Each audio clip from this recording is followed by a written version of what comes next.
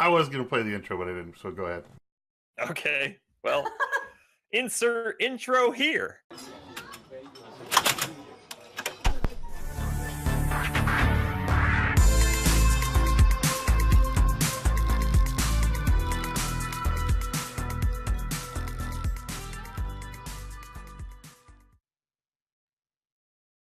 We'll fix it in post. Anyways, hello everybody, and no, we won't. I'll actually insert that one in. Yeah, I'll fix that one in post. So okay, sorry, Hey, we are all in interesting moods today. So everybody's dipped into the eggnog today. Today is gonna be really fun. I can feel it. Heads up, we will not be here next week. There will be no game. Due to work schedules and birthdays and things. But we have many plans to be back on the 23rd as our last stream of the year. Oh no, there's the 30th. We don't know. We plan to be back on the 23rd. We'll keep you posted. Hey, Boom, when is your actual birthday? Yeah, just say it. I mean, it's after next Sunday. He's never told us what his birthday is, so you're just asking a question. I have. It is December. It was like what? It was 3 days ago? I can tell you his birthday, his address. All right, so my real birthday has not happened yet, contrary to popular belief. Still waiting for an answer to my question, because my question was your actual birthday. My actual birthday is a week from tomorrow. That could mean anything. No, it can't. So the 17th. Now that it's out there for everyone, please send me presents. 300 Boomtown, USA 56564. Okay. That sounds made up. You're made up. Your mom's made up. I thought it was 90210. Crap. What is happening? No wonder none of my stuff has showed up at your house. Anyways, we're gonna digress here. It's bad if the DM can't even herd himself into starting the game. Where we left off last week. Did you say hurt yourself or herd yourself? Oh, he's very good at hurting himself. Yeah, I mean, you know. Herd, like cats. I heard of cats. Are you sure it's a herd of cats? No, but it's a gaggle of geese. It's a giggle of girls.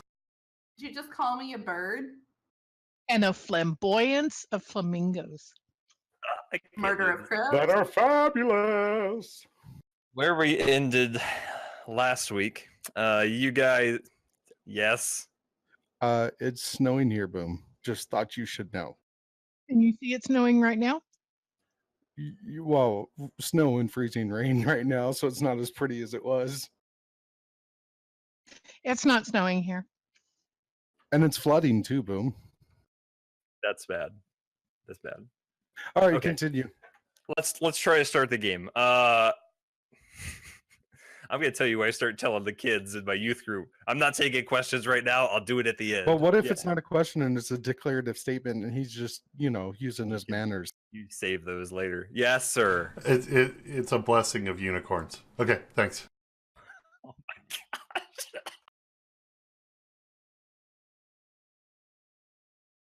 I mean, it's a horde of demons then?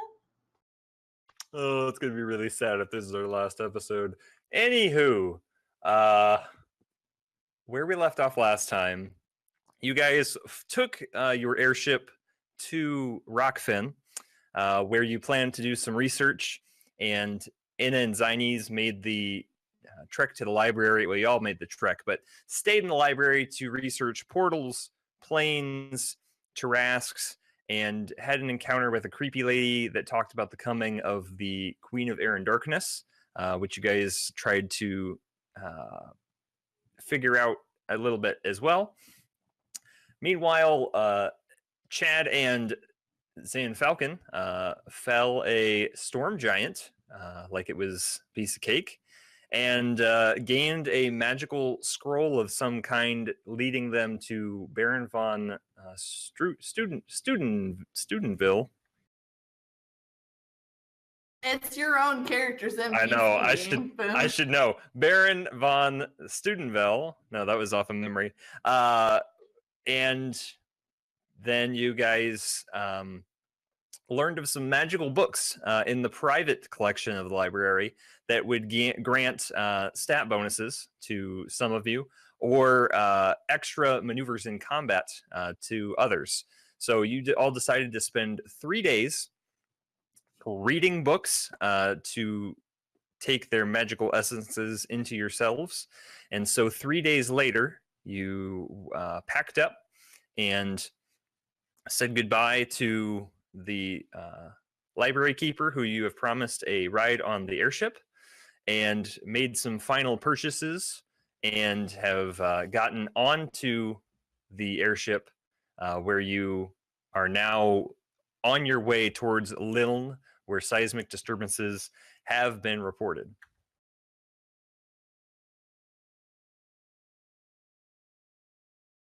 Is there anything you guys would like to do? So in our airship right now, where are we? You can be wherever you'd like to be, but the airship has picked you up and is making its way towards Liln, which will take you a few hours. Probably the greater part of the day. But you will arrive by sunset. I would like to check out the scenery as I'm being in charge on the deck. Okay, make a perception check.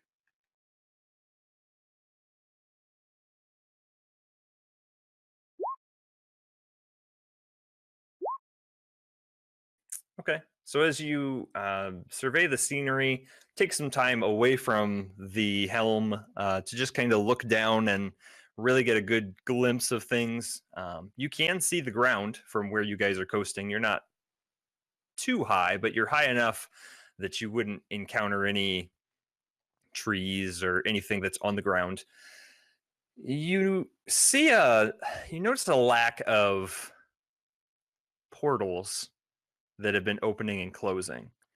When you guys have been traveling anytime throughout this countryside in this kingdom, you've seen off in the distance or close up these large portals, almost like a slit in reality, that open and then close and disappear.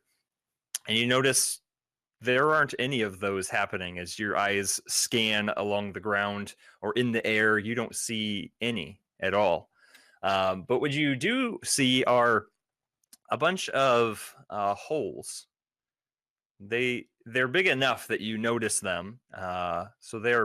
Which means they're most likely larger than a house, or maybe 2 houses, or 4 houses.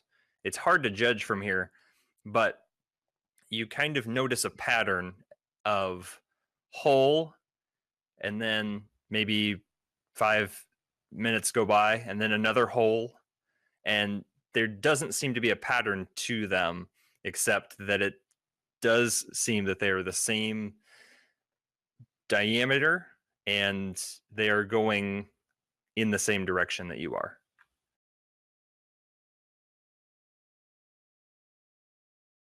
But you don't, in between the holes, you don't see, it's not like Bugs Bunny where there's a bunch of earth that's been upturned. It's just a big hole and then nothing undisturbed and then a big hole. Holy pathway, Batman. That was terrible.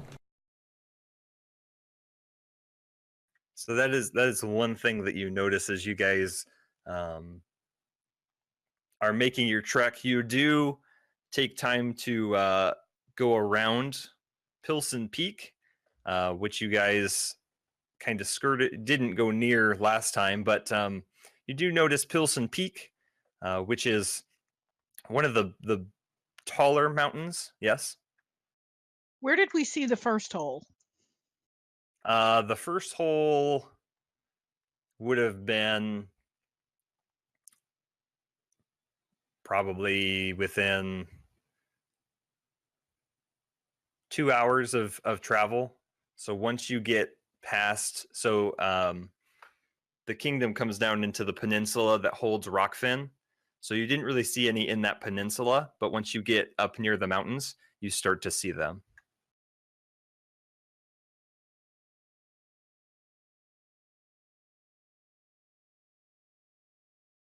Would any of these holes be where inhabitants once were, or was this just holy land out and about?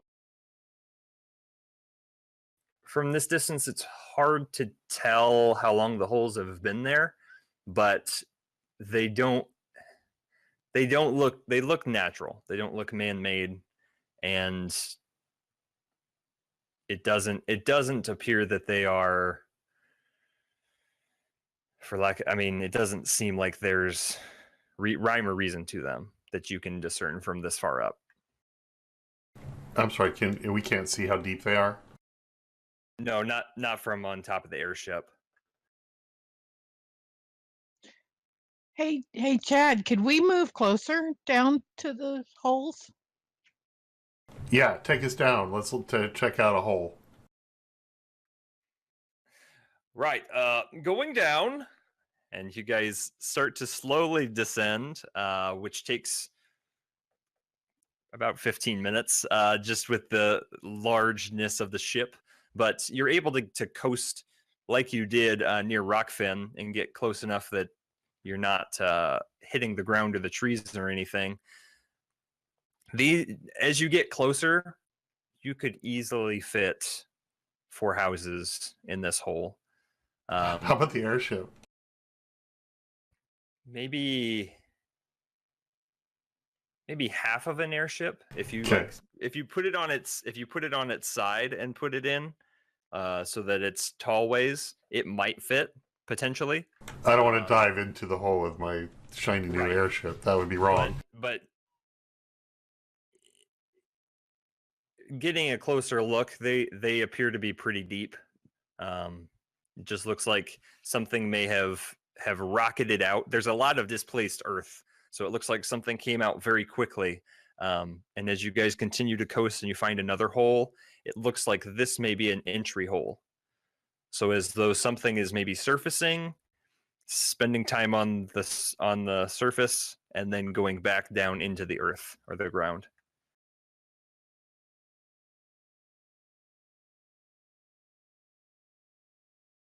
I'm no geologist, but this seems like it would make the world a little unstable and might shake some places here and there. Can I tell if they are like naturally occurring, or if there's like basically either naturally occurring, or I want to see if I can tell if it's arcane magic, or if it's nature magic, or if it's just naturally occurring? Make a nature check.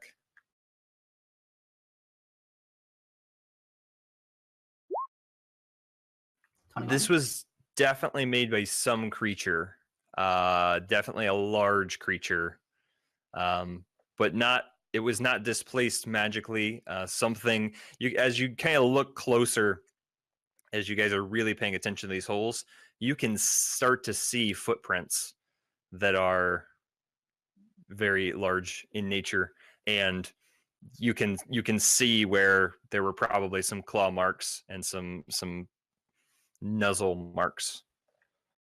Yes. In Zan's previous life, would he known anything about such fabled creatures being able to burrow large holes the size of 4 homes?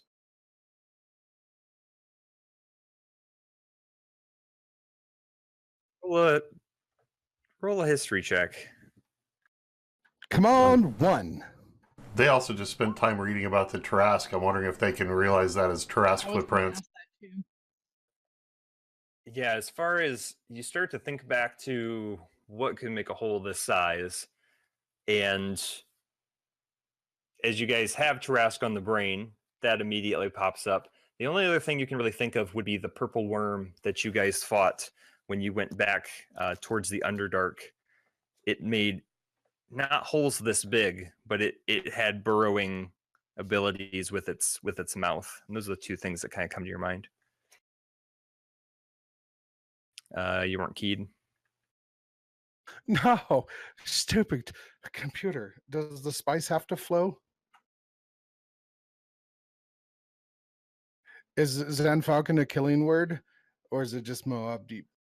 You wear your outfit like you were born to wear it. No pants. You are the pantsless wonder. Yay! Do we see it being attracted to people as they're walking across the land? You don't see many people walking, because this is not really a well-traveled spot. So you guys are really kind of taking the lower coast of the kingdom here, and before you kind of go up to Liln, you don't really see a lot of people. Is there a pattern as to the way it's forming or the direction it's going in? It seems to be going from west to east. So it seems to be going, because as you see exit and entry and exit and entry, you can discern that it is coming out, going east, and going in, going east. But it doesn't seem to take a straight pattern either. You see it go in, and then you guys would travel for 15, 20 minutes, and you would spot another one. And so you'd have to write your course as you're following them. So it kind of takes you in a zigzaggy pattern. Doesn't seem to have a straight line to it.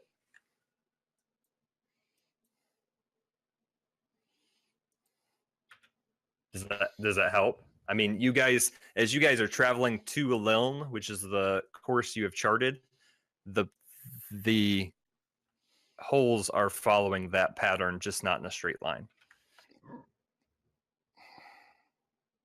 X, now you're permakeyed. How far can this thing go? Like, or not far, sorry. How fast can this airship go? A Warp 6, I think, is what I bought. Warp 6, yeah.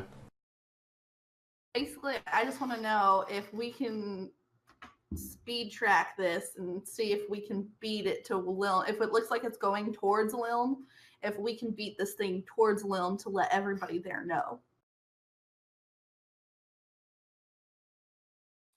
Is that what you'd like to do? Is follow them holes? Go. As fast Warp 6. Okay.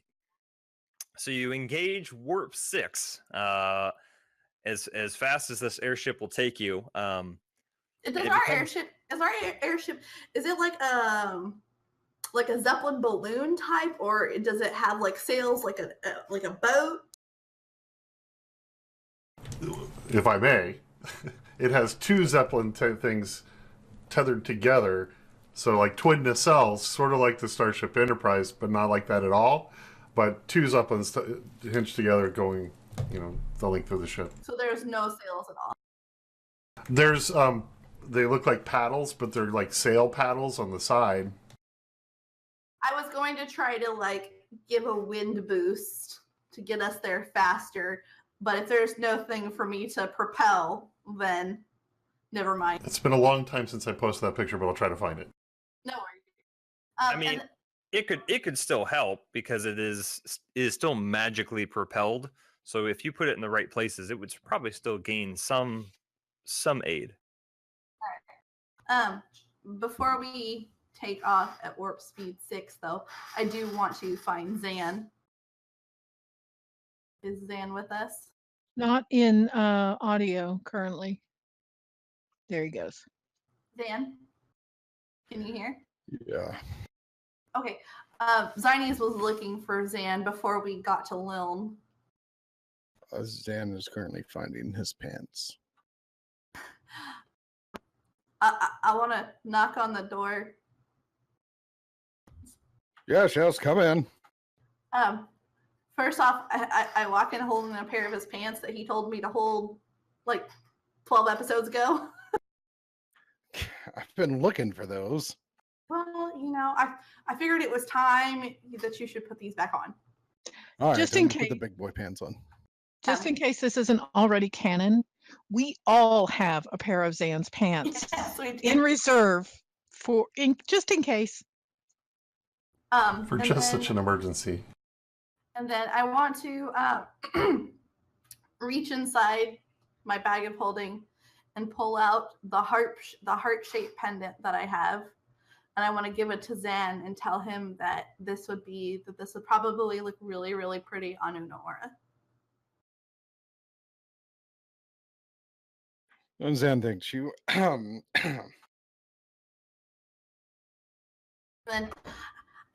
I tried to make like a cord necklace thing, but I'm not good with it. So I figured at least the pendant you could do something pretty with it. But this type of thing is really not something for me. It's not the Pokeball, is it? No. I literally looted a heart-shaped pendant. Oh, thanks. Okay, Ash, I love that. Safety pants, yes. You can pants if you want to. You can leave friends behind. And if your friends don't pants, they don't pants, and they're no friends of mine. Sorry. I just want to say, like, I think it would look pretty on Unaora, and I think that you should give it to her. And then I like blush really deeply, and then back out of the room and just go back to my room. To work on stuff and things that we had discussed. Oh, wait, let me see here. I don't know if I have the right spells prepared to do the boost. Okay, I have to say this.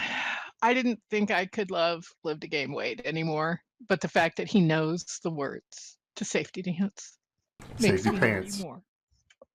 Safety pants. I mean, it's pretty hot.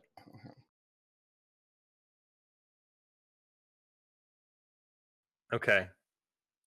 So as the captain increases the speed, even without the possible boost of wind. I don't have it. Sorry. Okay, I don't have any that's all right. idea, but I don't. It gets a little difficult to keep eye on the holes, but you're still able to do so, and you get probably about an hour out of Liln, where it is, and the holes disappear.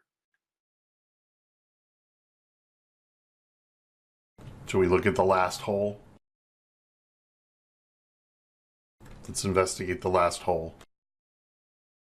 Okay. At this point, you are well above the forest that encompasses these cities. Pull up my map here. So you have followed all the way, and you are now well hovering above the Verbeth forest, about an hour south of Liln. And you can see the hole, but you're going to have to get on the ground to investigate it at this point because the trees are so dense with the airship. You can't get right to it. Well, but do we really want to get down to it? I mean, the whole theory is that there's a really, really big thing kind of dolphining through the land. Do we want to just kind of hang out here and see if it comes up? Does anybody have like a little bit of cheese we could put at the edge of the hole?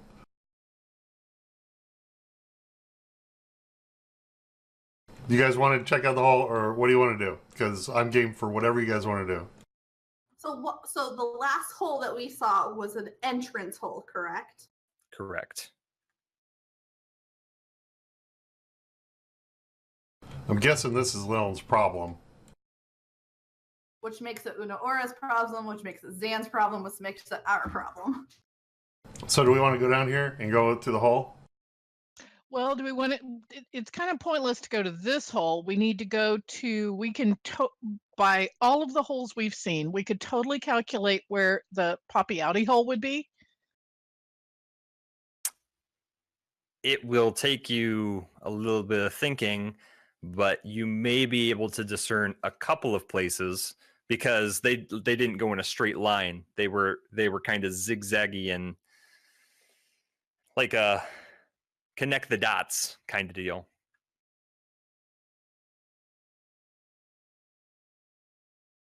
And do we have a plan for what we're going to do when it pops out?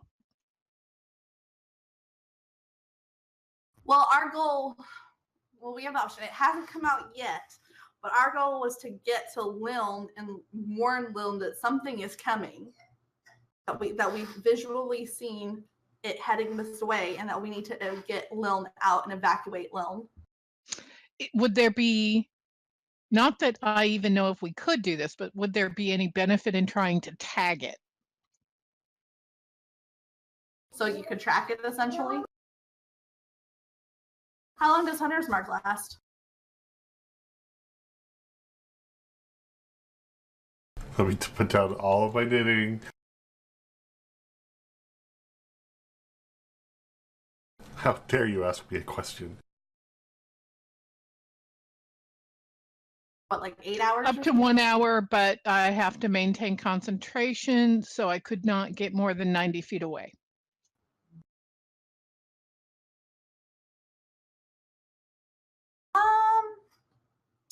There may be a way. Except I don't have the spell prepared to do so. And it would take me 8 hours, unfortunately, to prepare the spell.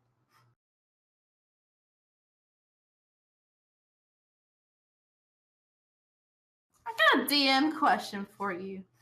Mm-hmm.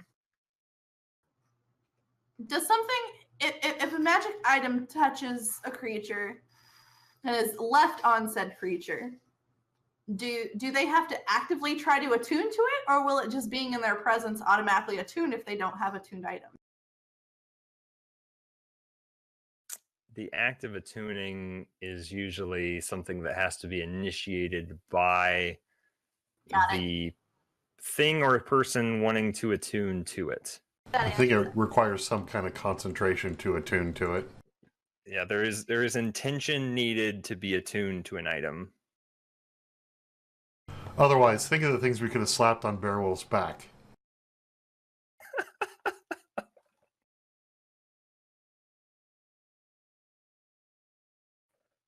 Yeah, if you just wanted to like curse someone, you can't just like take a cursed sword, like sleight of hand it in their backpack, and 8 hours later they're, cursed. It doesn't quite work like that. No, it was more like, let's throw one of our rings on him and track the ring.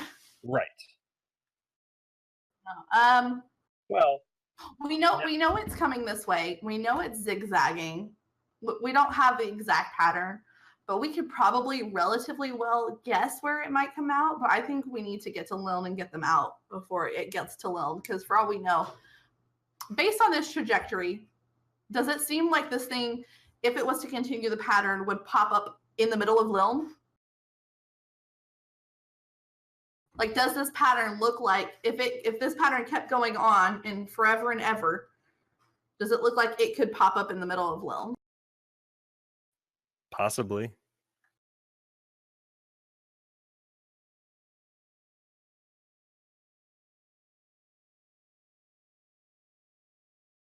And I think we may want to let Liln know. At least get them prepared, and we can try to head it off. I don't think we have that ability, do we? Or you wait, you can't I thought you sent her a scrying stone or something. X? We gave it to that one really shady guy, the guys that teleport us everywhere, and I think he done got himself killed. I don't remember. Or was it on Zan's body before a tower fell on Zan? It was one of those things. I have an idea. Hey, Zines, could you turn into something that flies? You go warn Liln, and we'll watch the creature. I have a secondary suggestion that we could put towards this vote is, why don't we go down the hole, send the boat to Liln to help with the evacuations, and we go through the hole to get this thing. but we're behind it, so we're going to have to catch up with it. It has to burrow through rock and stone and stuff. We're just running through in a. All right. That's just a suggestion. I mean, we can do whatever we all think is the right move. Honestly, it's gonna sound funny, but I can help us kind of travel along that path a little faster. But yes, I vote that we send the airship ahead to Lilm. I tell the captain. Is that what we're doing, Sam? You're up for that? Yeah, I'm totally down for that. Let's go. Okay, cool. Okay, and I also, as you're instructing the captain, I also put in that Una Ora is very important to us, and she needs to stay safe no matter what. And take us down, and then go to Lilm, render aid and assistance in evacuation if needed. Don't hurt the ship, but help the people. Is that clear? You got it? Clear. Couple of questions. Shoot. Let's say that perhaps the creature has made its way already. Just possibly. Should we engage? Or would you like us to wait for you? At what point do we come back here and clean up your possibly dead bodies and take you back to Parna? If you can get in range with the big guns on the ship and shoot it from a distance, do that. But don't put the ship in harm, and don't. My first safety is always to you and the crew. Very well. We will do our best, as always. As far don't ever consider that we're dead.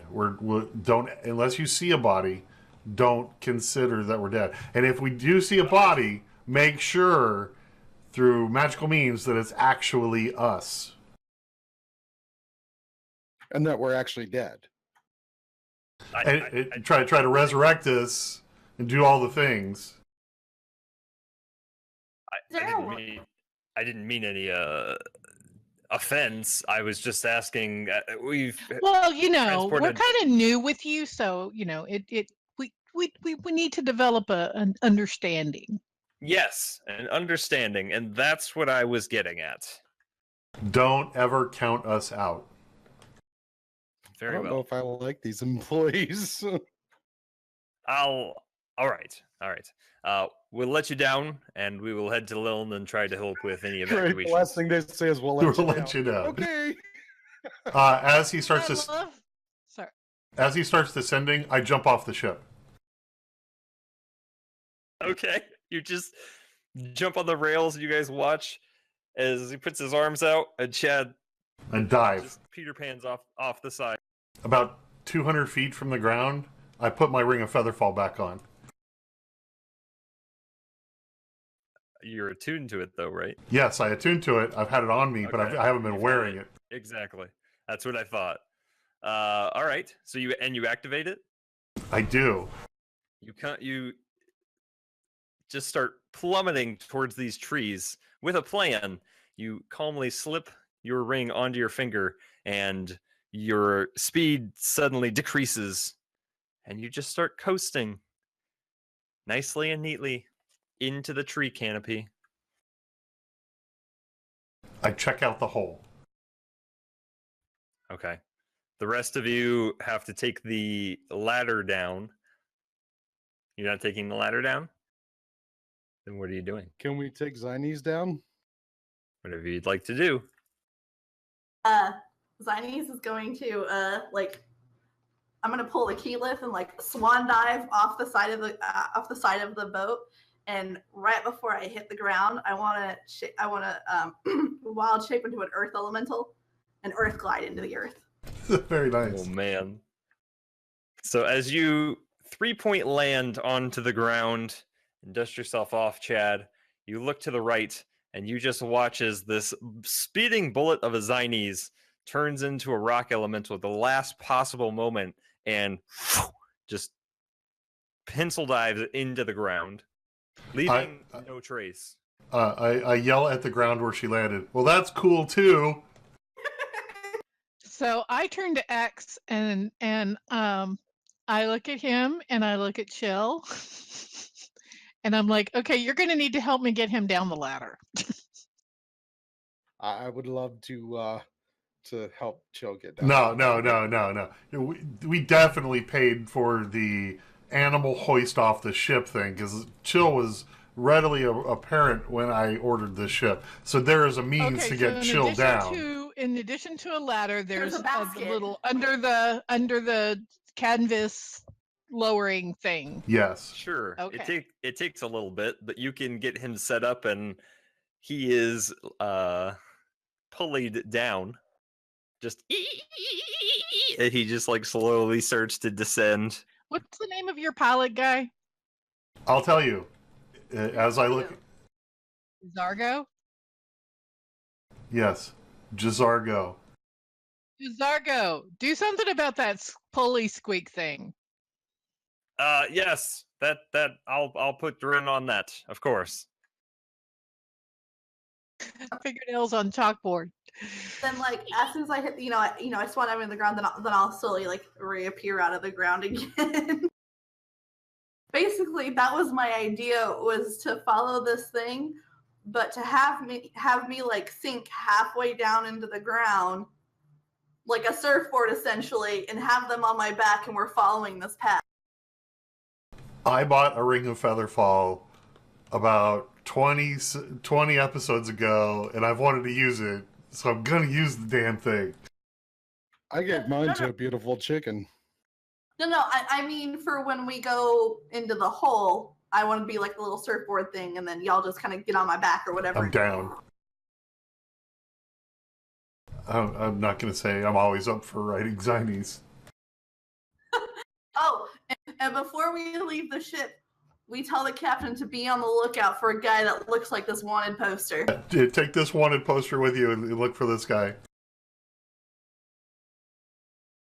I can't say that because I'm on the ground. So the rest of you that don't have cool ways of exiting airships are left with the rope ladder, and it takes you a little bit to get down, but you safely find your way on the ground. You unhook Chill, and you watch as his little pulley system slowly starts to ascend back up to the ship. But you guys are now on the ground amidst many trees. This is relatively thick part of the Verbeth forest. And the only thing really in your closest vicinity is this giant hole. And actually with this hole, few trees have been pushed out of the way and are leaning on other trees to make room for whatever entered into this. But you all find yourselves amongst each other, standing in front of this hole you'd like to enter. No, it's been a while since I've checked this. Can everybody see? Does everybody have dark vision? Zan, you can't see in the dark? Nope. I was too stupid to get that upon things. No worries. I activate my axe. Shimmy, shimmy, kokoba. It's a light source. Yes. It now illuminates.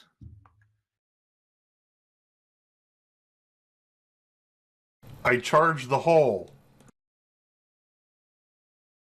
Donnie just gives a rah, like thumbs up thing, and then gets ready to go. So you're basically going to lie prone to let your friends ride you. Well, they can get on my shoulders. Because I don't know exactly, because I have to earth glide.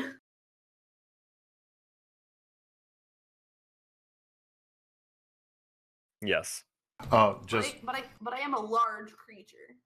Just for housekeeping, I take the Ring of Featherfall off and put it back in my pocket. Okay.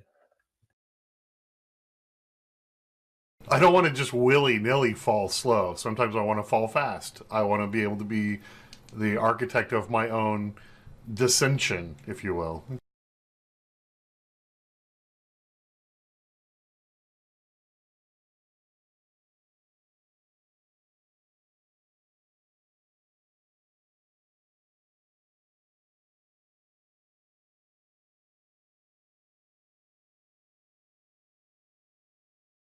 Well, I think you could wear it and just decide when you cast Featherfall out When of to it. But activate it.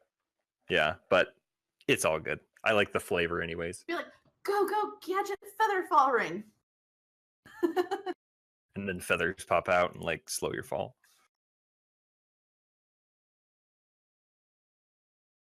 So are you guys riding the giant earth elemental, the large Damn earth right we elemental? are. I always trust Zinies, sure. Okay. Make it If you so. can't ride your friends when they're large earth elementals, then what can you do? Who can you ride? Save a horse. Ride an earth elemental. Don't be ridiculous. A horse wouldn't come down this hole. Can we name that episode Save a Horse, Ride a Earth Element? Oh my gosh. Okay. All right. So it's pretty tight, but you all find some way to strap yourselves onto the torso of your friend who can glide at faster speeds than you all would probably walk. It was going to be an hour via the airship, so it's you guys probably have how fast are you gliding here? Well, considering that I'm probably dashing, I can go 60 feet per 6 seconds. Okay, so it'll probably still take you guys a couple of hours. As you And enter, Earth Elemental for me also lasts for 6 hours too. okay, so it'll take you a little bit. You guys do make notice that it is getting late afternoon, mid evening when you enter this hole. So it is getting near the end of the day. But you press on, getting onto the earth elemental, and you just rocket yourself with your feet in the ground, heading towards this hole. Immediately as you guys get started, there's a quick descent down until you find probably what is a leveling out of sorts. And this is all really soil and dirt at this point and some clay. But as it bottoms out and you guys ride for probably 30 minutes, there's really no change, except you start to see bends where you kind of bend to the right. And then after a while, you bend back to the left. And those of you that are trying to keep in your head where you might be geographically, you think you're still on a northerly path, but you're not entirely sure. And as you kind of follow along this path, it starts to descend some more. And you guys are feeling the cool temperatures of being inside the earth. It gets actually quite cold, not cold enough to be detrimental, but you just feel enough that it's a bit chilly down here. And so you guys travel following the hole for probably a total of 2 hours until Zinies is continuing at a good pace. You can see up ahead that there seems to be a fork in the hole. Probably about 40 feet up. It looks like there are two different directions. Can I tell the difference between that which is made by a creature and that which might occur naturally? I would like to make that perception.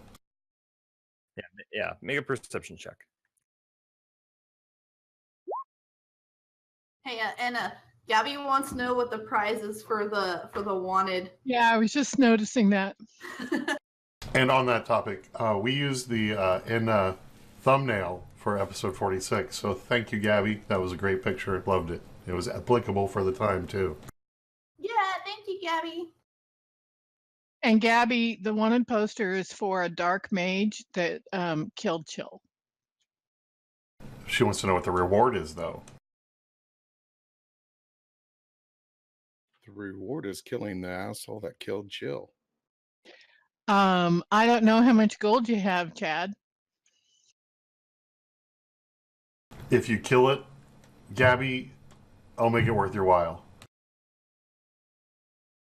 So Chitter needs to come back, kill this guy. So, we'll wait.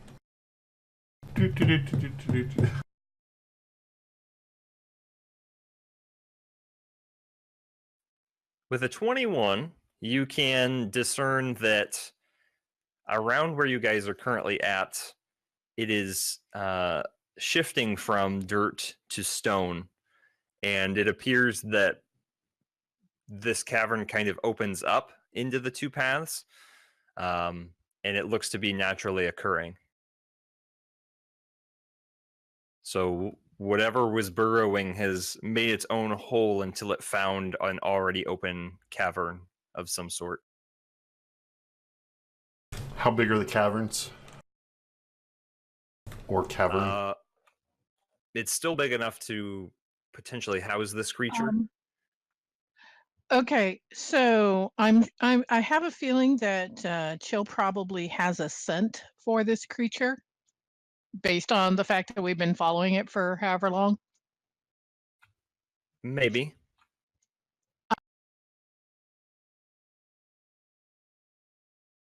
I was wondering if I could see to the other side.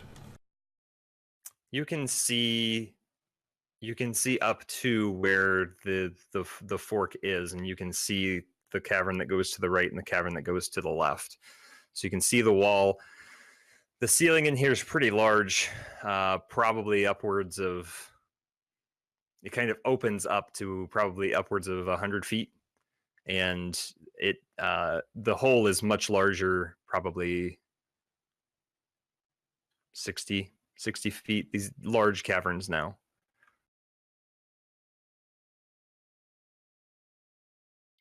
So by now, with all the traveling with Chill and stuff, there are some like word commands that he just knows automatically, like find it. Mm-hmm. So I'm gonna tell him to find it. Okay. So Chill hops off and starts to head down towards the cavern. Make a perception check with advantage for him.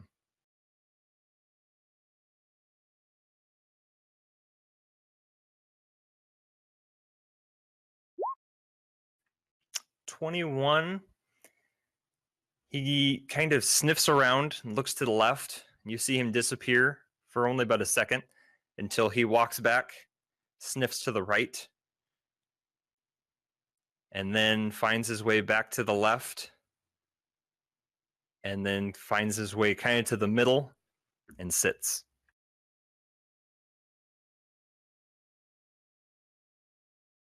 Does he do the like bloodhound thing where he like points his nose and his tail like to do in the cartoons?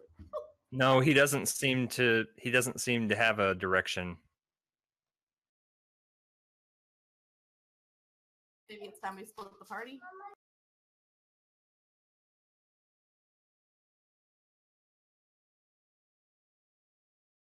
So, with my knowledge of caves and things and rock knowledge and stuff, I can't tell which way this thing went.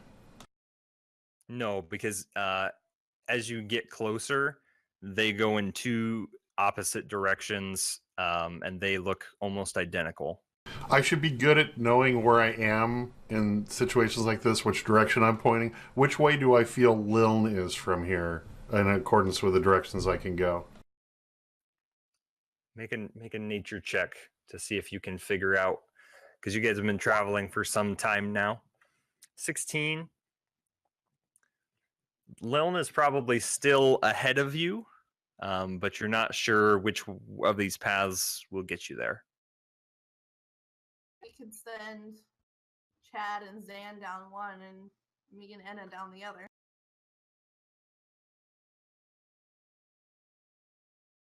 We have our rings. I mean, I know Chad doesn't wear his ring, but I know Zan's got one. Okay. And Chad and I, we are the dynamic duo. We killed a storm giant together. Yeah, I totally still had like 4 hit points left, so yeah. After that, a Tarask is nothing, so... Yes. I even ate the guy's toenail, or his brother's toenail. Is it a left-right choice? Because I choose left. It is a left-right choice.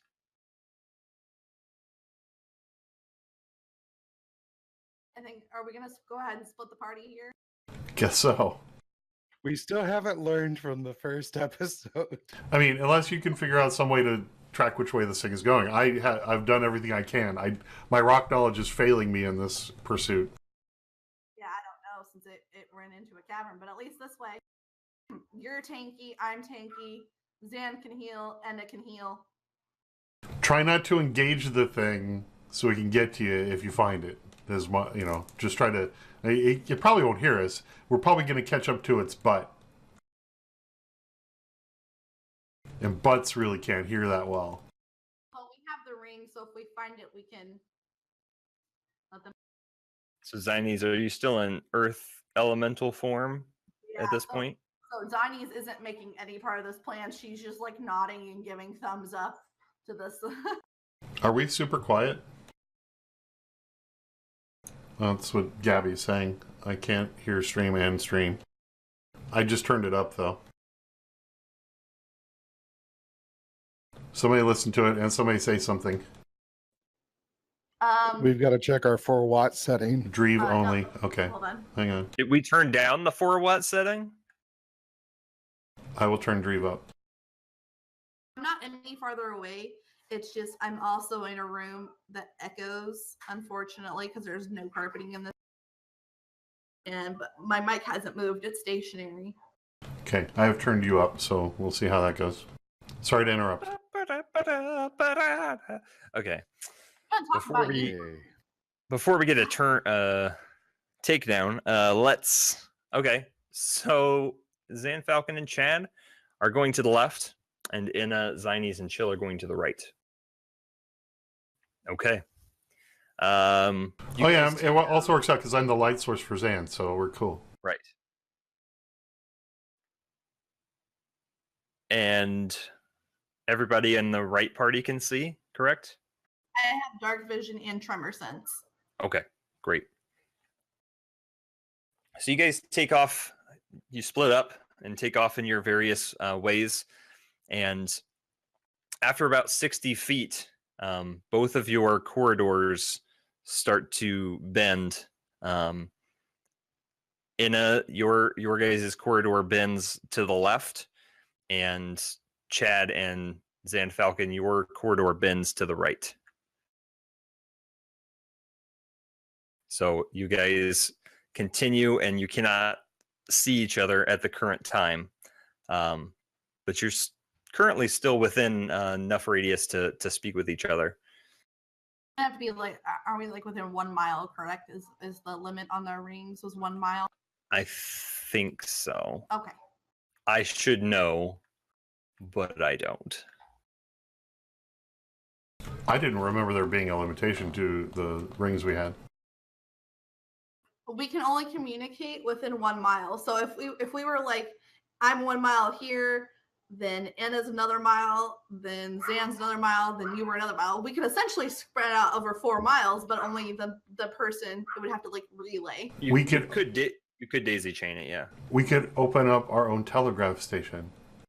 Yes. You're gonna need a lot more rings and a lot more people. It's like a giant game of telephone across the continent. Did you think that the first telephone was like a million miles away? No, it was like in the next room. We're just starting out here. This is technology. It's how it grows. Watch from one end it's gonna be, hey guys, how are you? And then by the time it gets to the other end of the country, it's like, oh God, we're all gonna die. The world is ending. Sounds like one of Zan's premonitions, huh?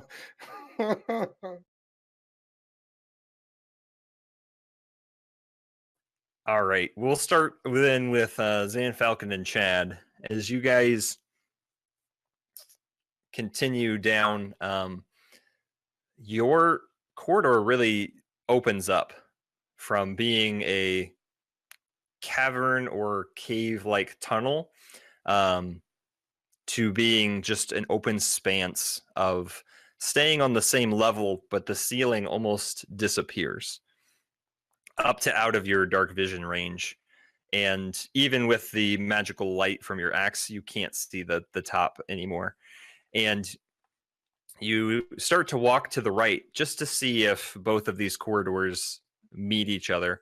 But for what you can see, you can't see the other members of your party. So you guys continue into almost this just vast darkness void. What it seems. And you guys do occasionally hear like a drip of water, and it sounds from very far off, almost like an echo. You hear some rocks clatter, but you wait for a second and you don't get any sense of danger or something's behind you. And keeping your wits about you, you guys travel for probably 20 minutes until you do kind of find a wall that meets you. And to the right of this wall is another opening. This tunnel is much smaller, and so you're not sure if the creature went this way, but you don't have a good sense of where it went at this point.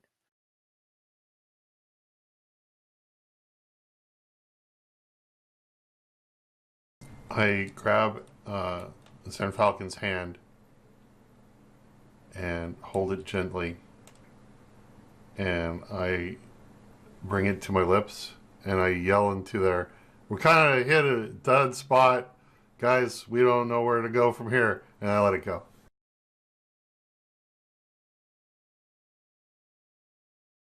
I was about to start singing "Hold Me Closer," Tony Danza. Okay. So then with Inna, Zines, and Chill, you guys take your corridor and it bends to the left. And yours continues in a cave-like fashion, but at a downward descent as you go deeper and farther into the earth.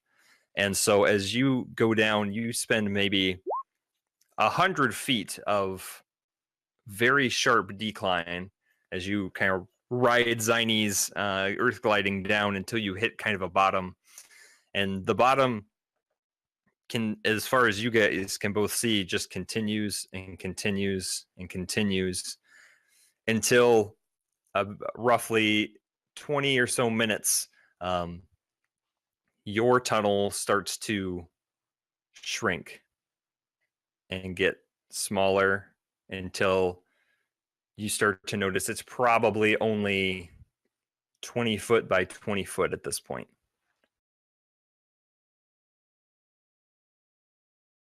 And how big was the entrance to the hole that we actually took in? How big was that? The original hole? Yes, the hole from the ground. Pretty large. It was probably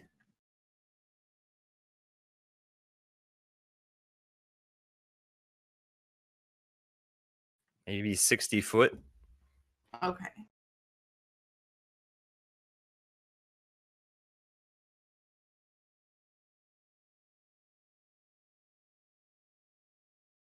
And after 20 minutes, you just have a smaller corridor that continues straight. Well, it's up to Enna what we do because Zines can't speak to Enna right now, so it's up to Enna what we're doing. Okay, so I wasn't totally paying attention, sorry, because of what I said in Discord. So, what's up? Sorry. Basically, you have descended farther and farther, but the hole you guys are in, the tunnel, has slowly shrunk down from being 40 foot in diameter to about 20.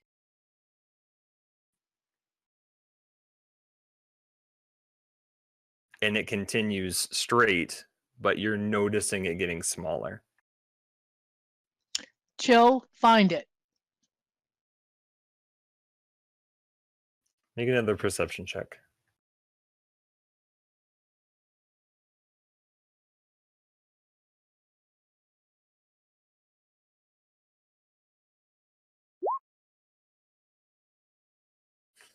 So he kind of jumps down and starts to kind of sniff around, And he seems to get a scent of something. And as you kind of get down just to examine with him, you find a small pool of blood. Very faint, very small, but he sniffs it, and it's a trace of something. Sure, they get the one with the pool. About where are we when we get the message in the ring? You haven't gotten a message yet. Oh, okay, so ours still has, so the message hasn't occurred yet. Correct. Okay.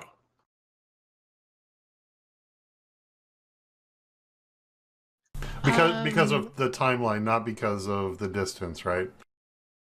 You don't know. Okay. So can Zines hear and understand me?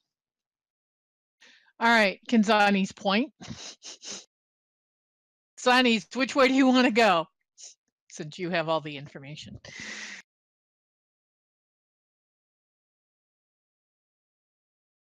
I guess Zinies will just keep pointing in the direction we were headed. Okay. Okay. So you get back on. You glide, maybe not as fast, just with caution, I would probably assume. And as you go forward, you go another maybe 200 feet, and there's an opening. So your tunnel has gotten progressively smaller, and then opens up into this chamber. And both of you can see at the very edge of your vision what appears to be a light source. I move my axe back and forth. I wave my axe back and forth. It's not you. Oh.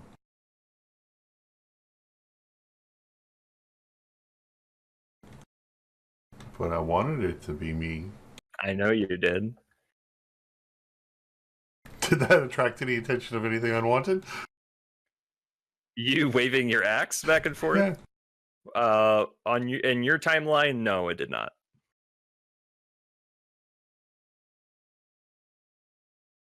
How long have I been an Earth Elemental for? At this point, like almost 3 hours.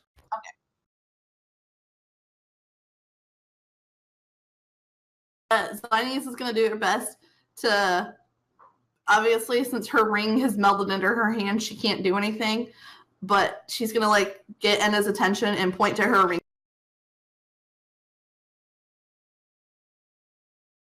Hoping she understands to let the group know. I'm letting the group know the thing that Zines wants me to let the group know with my ring. Okay. Go back over to Zan Falcon and Chad. You wait for probably 2 minutes, and you don't get any response back from the ladies in Chill. Think we're out of range. Or they're already dead. You know, I did love them. It's true. You don't love me, do you? No, I hate that guy. Awesome. Soul Survivor. Perfect.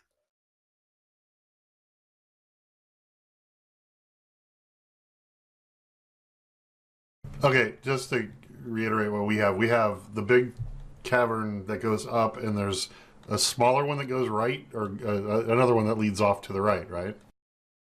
So, yeah, you have no ceiling.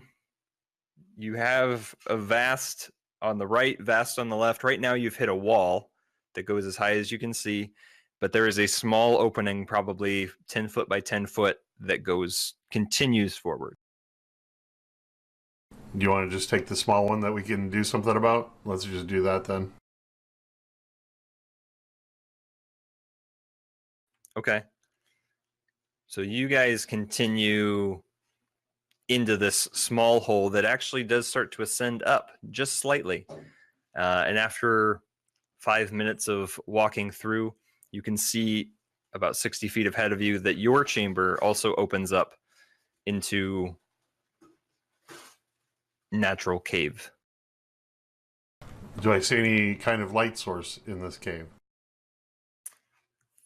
There is a small glow coming from the floor in almost a lime green kind of bioluminescence that is hanging to part of the cave wall and the floor just slightly.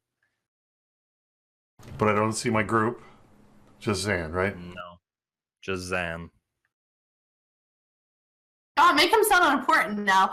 All you can see is just Zan. Well, yeah, I mean, because I gotta treat him like that, or else he'll start loving me, and then I'll die. I mean, it was just the way Boom described him. Like, Boom doesn't care about Zan. It's like, oh, it's just Zan.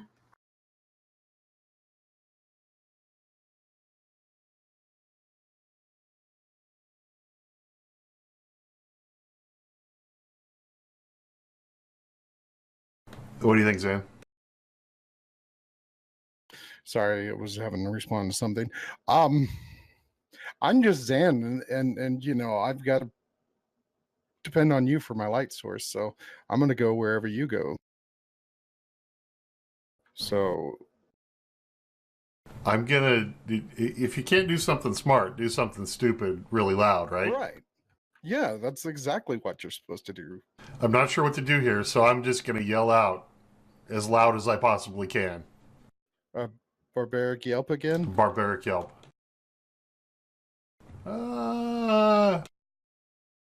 I did it quiet this time.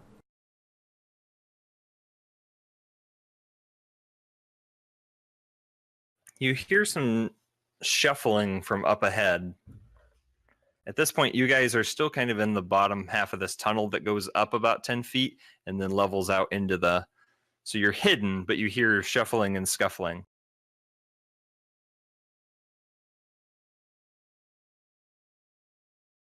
What kind of shuffling and scuffling? Does it sound humanoid? Does it sound bug-like? What kind?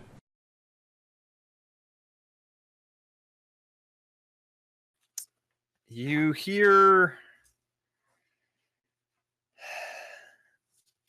Make a perception check.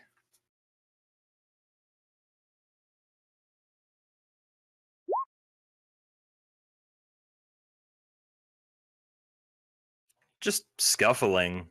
Lots of noises that are quick and sounds like things are getting startled by your yell. Did anything respond? Not presently, no. Okay. Did my tummy grumble?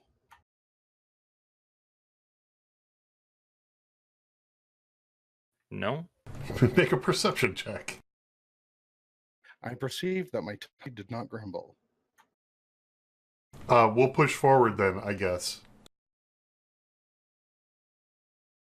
Okay. As you kind of head up and look in, you can see that there's about a 10-foot ledge until the cavern just opens up. There's still no ceiling at this point, but to your right and to your left, the ledge kind of follows a curvature shape as kind of two sets of a ramp that head down. And you can see below you, there are many humanoids down here.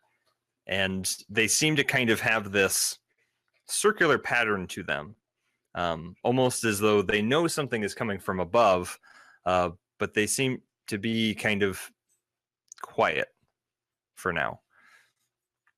You said And the as walls you- and stuff are bioluminescent? There's a little bit of not the whole chamber is not lit like a Christmas tree, but there are little bits up here that you can see that help show the ramp down. But as far as lighting, it's all pretty dark, except for at the bottom, there's a large fire that is blazing, and that helps you see that all of these humanoid creatures are purple and shades of pink, and you don't really hear any communication between them, but they all seem to be moving in patterns together.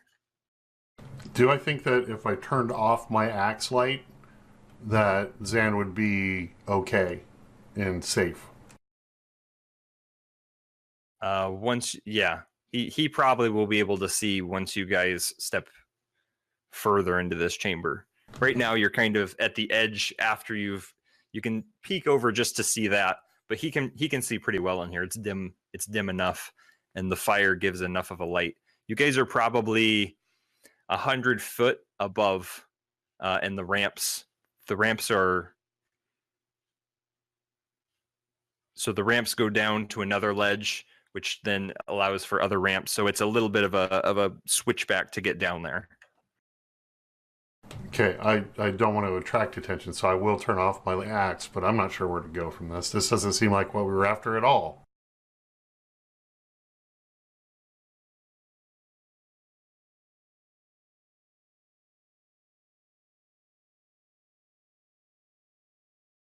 Do you have any ideas, Zan? Call out to the round, rotund humanoids.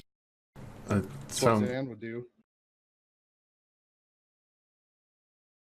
How many of them are there, do I think? At quick count, there's probably 20 to 30. Subterranean humanoids just seem like they want to be fighty in my history, and that's 20 or 30. I could probably take, 3/4 of them, no problem, but it's the last fourth that I have a problem with. We're not going to ask them what they're doing waiting on. Maybe they're the ones that's summoning this thing or controlling it.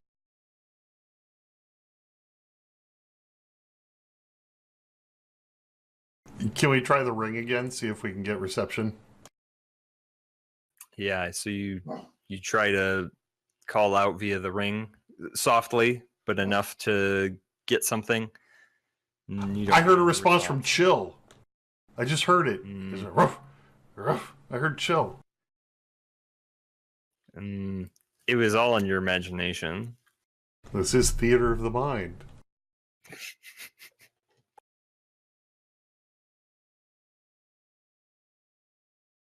So they're not saying anything, they're not singing, they're not doing anything, they're just walking in circles. Yeah. Around this bonfire. What color is the bonfire? Normal bonfire colors, reds and yellows. Are they Smurfeblin? Do you want to try to take a closer look at them? Yeah, I want to. Yeah, I want to. Without alerting them to our presence, I would like to get a better look at them. Yes. Okay. You probably are going to have to descend some of the ramp that's 10 foot wide, but you might need to descend some of it to get closer. I do so with quietness and obscurity. Okay. Then make a stealth check.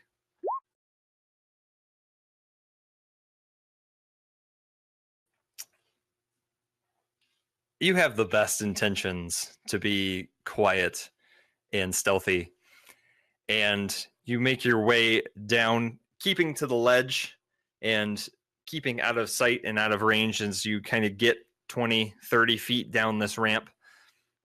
But that doesn't account for the large rock that you don't see as you're keeping yourself tight, and you kind of hit it with your foot just enough to, and you hold your breath.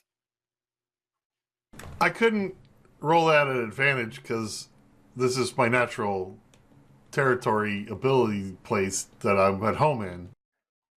Unfortunately not.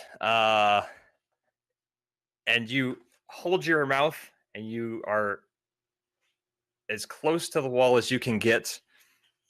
Zan, are you going with him? Are you staying at the top? I would follow Chad to the end of the world. Okay, go ahead and make and a I stealth probably check. am. Sorry, having slight computer issues here. Says stealth check, eh? Yeah. We are two stealthy ninjas. We're simpatico. We're Yeah, ready let's to take go. all this on. So Chad steps over the large boulder, and before you can give Zan the heads up, you also stub your toe on this rock, and you guys both are just still and trying to be quiet, making up for the mistakes that you have both made, when inside your mind you both hear this: I know that you're there above us. I think back in my mind, saying, I don't consider us above you. We consider you as equals. See, Then I you'll, Go ahead. then you'll have no problem coming down to meet us, friends. Who are you? We are the mighty ones, and we are always looking for allies. That's so bad, Cass, but so true. See, I imagine that scene where since they both rolled the exact same stealth roll, they're like, yeah, we got this, and they're like going down, beating on their armor like chest, like, oh, we got this, oh, we got this, oh, we got this. Or we're like, let's go stealthily. Ah! Just go screaming, charging in. Tripping, falling, kind of stumbling all the way down. But you Or, both got. or the both feel classic, like perfect one guy trips in really heavy armor, and every step just cling, cling, cling, cling. We both heard that in our minds. Correct.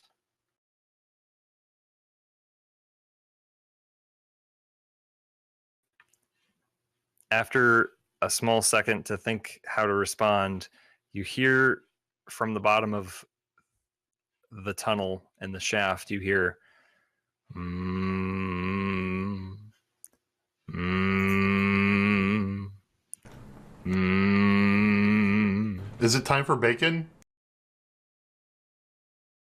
Bacon for some bacon.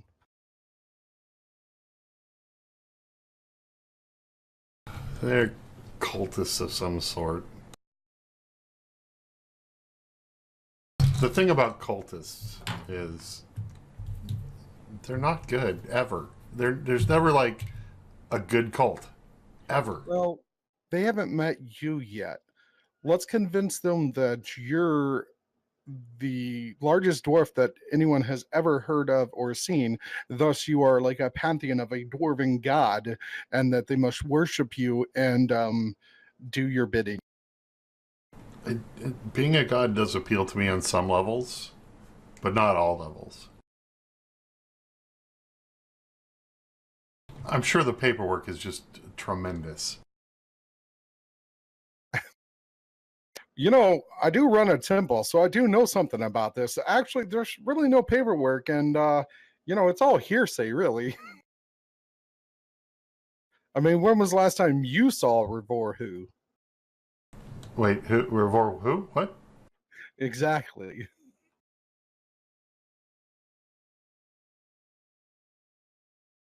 What do you think? Should we fight? Should we go talk to them? Talk to them the way I do? Talk. Yes. Why don't we go bring them kindness and diplomacy? I reignite my axe to be a source of light, and I carry that in my hand this time instead of putting it back so it's a light source beaming off of me. But I hold it, and let's go down, Zan. As we start to go down, I'm gonna touch Chad and then bless him with guidance.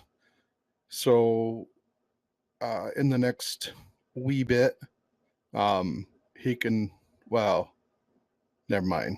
Actually, You gonna hold that for I'm later? gonna pretend I didn't talk there, and I'm just gonna walk behind Chad holding him. Like not like embracing holding him, but like maybe like holding onto his shirt in the back of his armor or something like that, you know? Okay. So you guys descend to the platform. I do have the ropes attached to me, the climbing gear. Mm-hmm. So you can just take a rope off of that so you can figure out where to go. It's dark in here, not because I'm scared or anything. I just want people to know that I'm cursed with human eyes that can not see as Well, I am a as light what source I'm- too, and it's you can see in this chamber, but I knew you would understand. So as you descend to the midway point and then step forward and descend the next ramp, you get an eerie feeling as you both are now seeing what is going on. What are And we these seeing? humanoids, as you approach and get closer, don't look like any humanoids that you've encountered or seen before. They're wearing, most of them are wearing breastplates that have a band across their stomachs with a skull and long, kind of flowing robes. Most of them have kind of almost this collar to them. And as you look over their bald heads, you can see that where their mouth is, there are 4 long protruding tentacles, and their purple pinkish skin glistens as the large bonfire doesn't explode, but casts shadows across the wall. And as you come down, their large concentric circles stop, and they all turn to face you. And you hear almost 30 unison voices in your head say, "Hello." And we're going to take a break before we go back to what Inna and Zinies have going on. So let's take our break, take our stretches and our water breaks, and we'll come back to see what's going to happen. and we're back. I just keyed up to smile. Talk about I heard it. timing. I heard it. There, you smiled and it went ding. So, Inna and Zinies, you are at the edge of this opening of a cavern, and you see a light source about 60 feet in front of you. What do you do? Can I tell what the light source is or where it's coming from? It seems to be, you're on kind of an even keel, and it seems to be a campfire of sorts.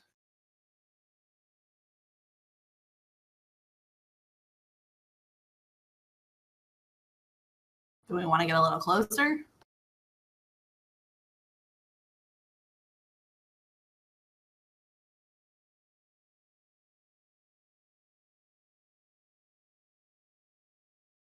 Okay, then yeah, we'll I'm kind of, I want to sink into the ground a little further to where basically I've got chill in one hand and it in the other, kind of like a serving platter, and where we're just barely above the ground line. Yeah, just Okay. barely above the ground line going across.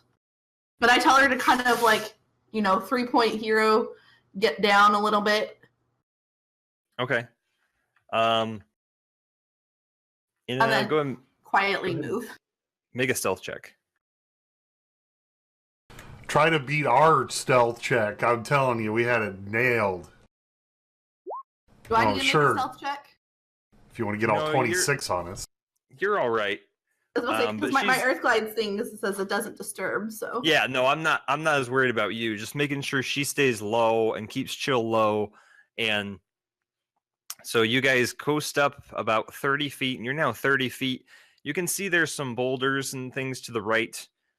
This isn't as open as you would feel. There's some places that are kind of closed off, and you can see various tunnels going in different directions, but this seems kind of like a central hub, if you will.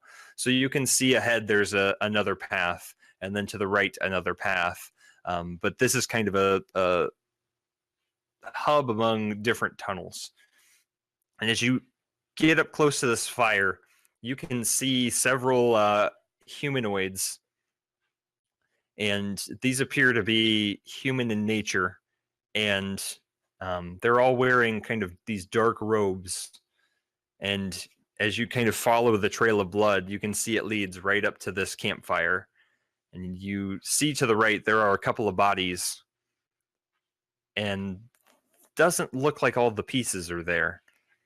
And there's probably only 8 to 12 individuals that seem to either be sitting at the fire or tending to their wounded and dead, or others that seem to be kind of off and just in meditation. You overhear two of them that you're closest to as you kind of sneak up a little farther behind one of the rocks. You get in and she kind of puts herself close. You can kind of hear, we are close. We will find it again. We will find it. And when we find this great beast, oh, if only we can all suffer the same fate as our brethren. And he kind of points over towards the bodies. You hear, yes, that is only what I can hope for. Will we be ready to go by nightfall?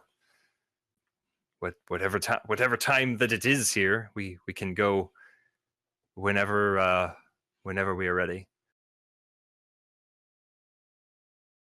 And then their conversation kind of trails off as they stand up and go to help the others.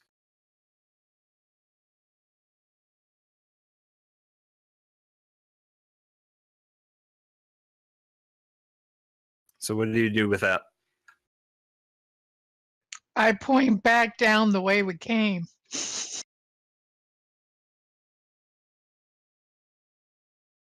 Am I far enough away that I can whisper without being overheard by them?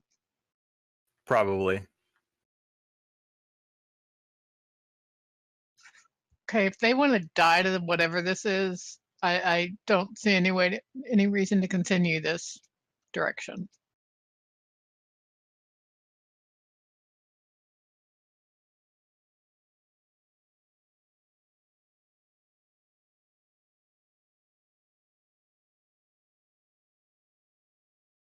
How long have I been? However, if you do think there is a reason to continue, by all means, let's continue. How long have I been in Earth Elemental form now? About 4 hours, 3 hours, 3.5. I know 3 hours was before. Yeah, you haven't gone very far since then, so it's still only been about 3 hours.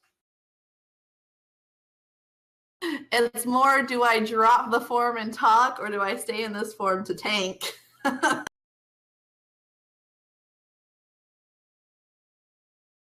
Have you guys worked out some sort of rudimentary hand signal gesture kind of That's thing? what I'm trying to think of that right now. So, I think Ryan is you're just gonna keep pointing forward. okay, so are we going forward but leaving these guys behind? So we're not going to interact with these guys. We're just going to keep going.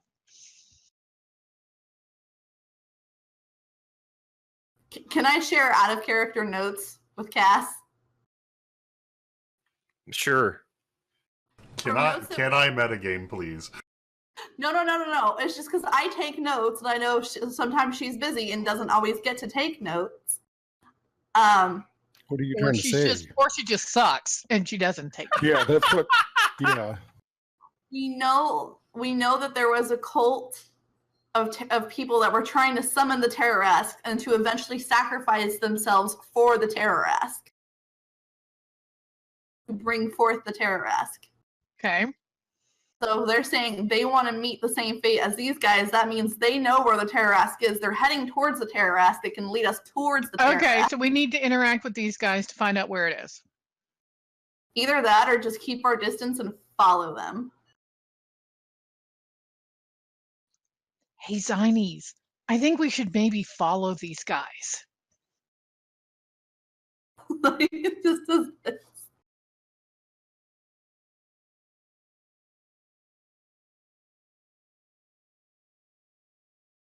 So you're gonna wait and follow them at a distance? Did you say they're wearing robes? Yes. And there are some dead ones there. Are there any extra robes laying around? There's not a lot laying around necessarily. There's because these guys seem to travel pretty light, so whatever they have with them is either in satchel bags or on their person. And except for there is probably one crate that seems to be next to these individuals. No, I'm saying for the dead ones. Well, Like, their where are robes, their their robes? robes on them. They're laid out and lined up, probably about 35 feet ahead of you beyond. So you're kind of obscured right now behind this rock wall. But if you peek out, you can see a cluster of boulders, and there are a few bodies laid out. Their robes are still on them. There's the fire in the middle, and then there's various guys around doing different activities. You know what? Instead, I'm gonna signal to Anna. I'm gonna go like this, like walking towards them, but then I'm gonna go like around them so that, and then we keep going. Cool beans. I think we're gonna try to circumvent them as stealthily as possible, and then continue down the path. So do you circumvent to the left or to the right? Because there are at least 4 paths that are present. There's the one that is directly ahead of you. There's one that goes to the right, one to the left, and one that kind of juts in between. Should we wait till they pick one? I think we should wait till they pick a path. Okay. You watch as one of the guys in meditation, after probably what is another 20 minutes, stands up, and he just, come. This way is the beast. And you watch as he picks the 3rd path that bisects the 2nd and the 4th, and the rest of them pick up.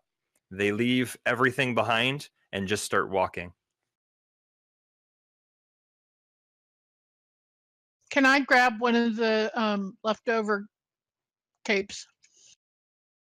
So after they have left the area, you kind of jump off of Zynes' hand and you walk on over. Most of these robes are pretty bloodied. There's only really one robe that is still intact. As you look at these other individuals, and there are only pieces of them. One has probably the top half, and there are other various members of body parts that have been wrapped in pieces of cloth that are dark. So you can take one robe off of this individual, and you have a full but bloodied dark robe that matches these individuals. How is there anything in the Pokeball? Yep. This would be a great place to drop them off, right? Got it.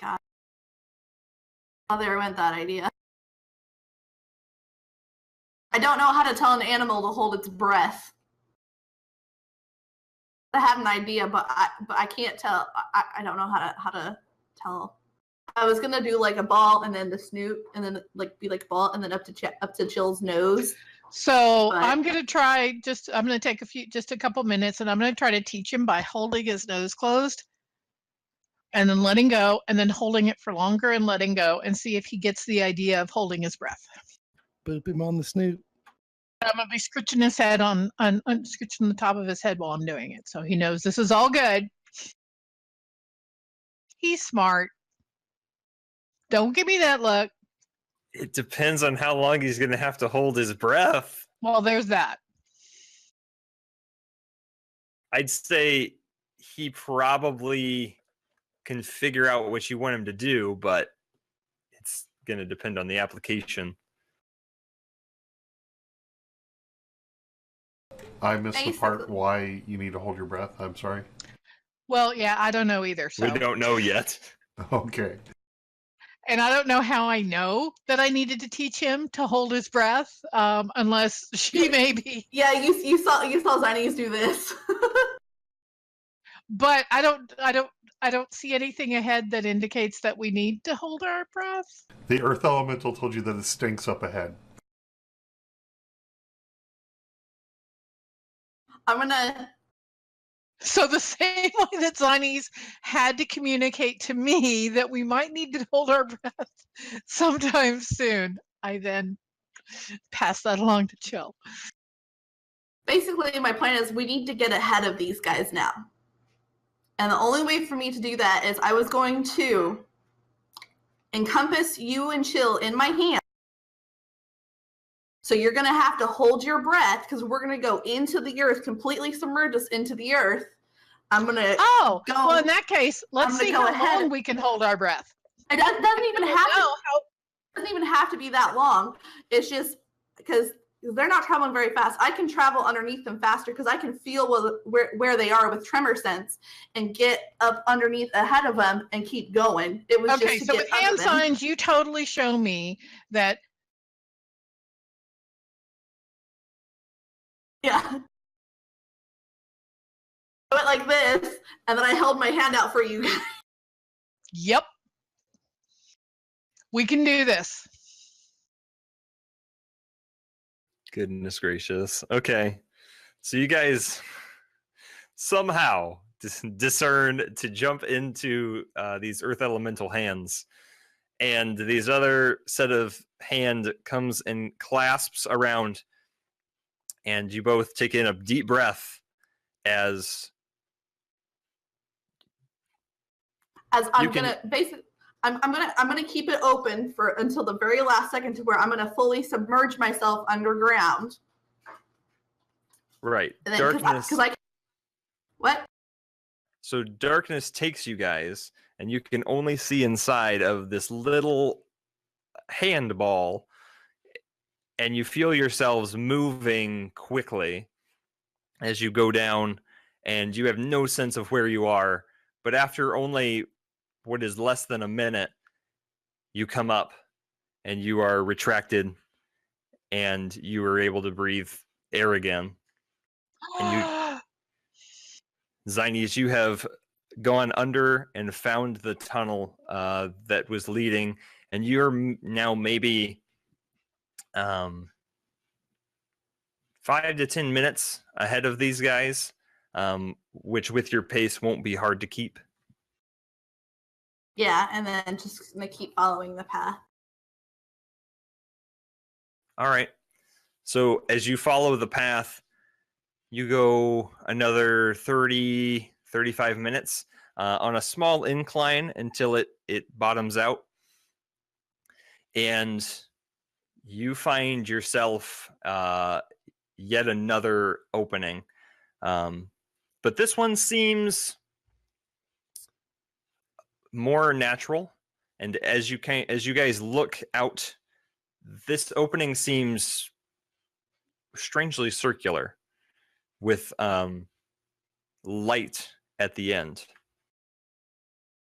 You can see kind of a natural light starting to peek through at the other end of this chamber. I wonder if this creature's already exited out. Does it look like the whole, like where the light is coming from is upward, as at an upward angle? Yes. Creature's probably already out. I'm gonna earth glide us through and towards the light. Okay. So you earth glide towards the light, and there's a small path that leads up towards this light. And as you guys get closer and closer, you see the outside. You see natural sunlight that is barely peeking through. How long have we been underground? Because we knew that the sun was going down when we went in. It's a very, very faint orange. So this is probably the last peak of sunlight for the day.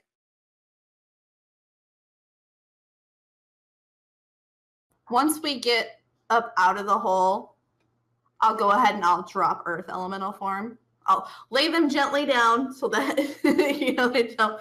I'll drop Earth Elemental form, and I'll try to speak into the ring, and I'll just put dead end, nothing here. Okay. Yeah, as you guys exit, you can see just this sheer wall of stone and rock that is naturally occurring. You seem to have found yourself into some sort of valley, as there's another separate rock wall, probably 50, 60 feet on the other side. And you guys are kind of you found yourselves in this trench, but you still seem to be in the forest somewhere. Okay. The trench is not too high. It's probably only 20 foot. But you can see various trees and bushes and fauna and flora, and it would be very easy to get up and get a better look of where you're at. That's probably what we'll do then. Head to the top and see where we are. Okay, so you guys start to climb and make your way to the top of one of this ravine, and as you kind of look out, you can just see trees upon trees upon trees, as you have found yourself through the Underdark into somewhere in the Verbeth forest.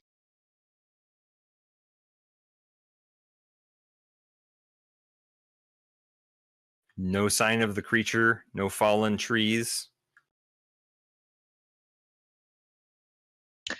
So we think the creature came this way, right? Because of the tunnel? The tunnel was increasingly getting smaller. So that And- would mean it wasn't the creature then. Right.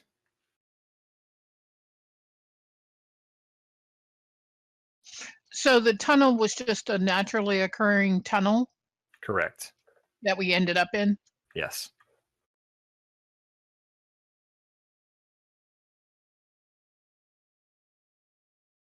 So while you guys are formulating a plan and no response out of your ring, we jump back to Chad and Zan Falcon, who have found themselves at the bottom of a very large pit, facing 30 purple, tall humanoids with tentacle mouths, who all, without moving their tentacle mouths, you hear in your heads say, "Hello," almost 30 different times.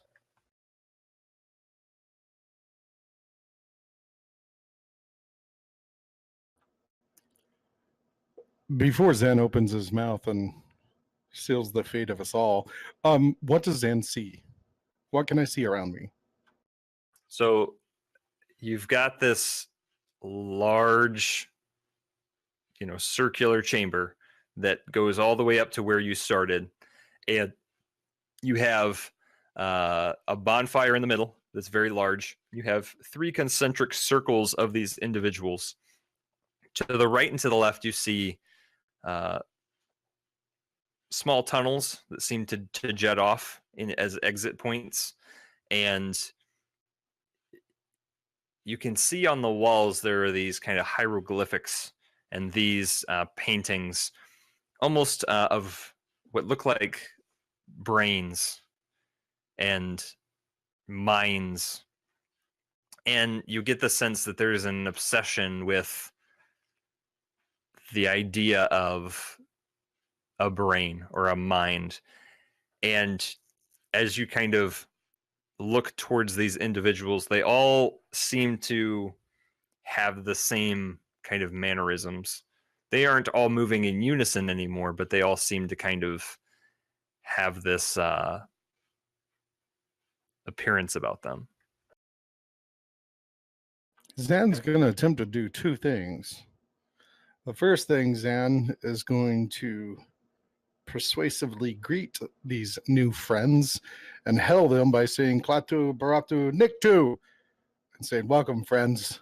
We're looking for a giant monster thing that's looking for us, and it's imperative that we meet each other." Cass, I can't hear you. They're talking in secret. They're having Oh, their own I didn't know they left. Okay. They're planning their thing. Wait, they get to plan stuff? Apparently. Oh, GG. Oh, the wonders of technology. So as you say that, you get a response mentally. We have had seismic disturbances, but they weren't more than 1.5 to 2 days ago. The creature you're looking for is not here. Which way did it go? We have Sorry to not- disturb your meeting thing. Can you point us the direction in which that it went? We have not seen this creature, but we heard it and we took shelter and we have gone on with our lives as you should. Peace be with Embrace- you, brothers. We're going to go save you now, so you don't have to shelter anymore. Okay, we can be the guardians of the mind flayers too. So, yeah, we're just going to go now.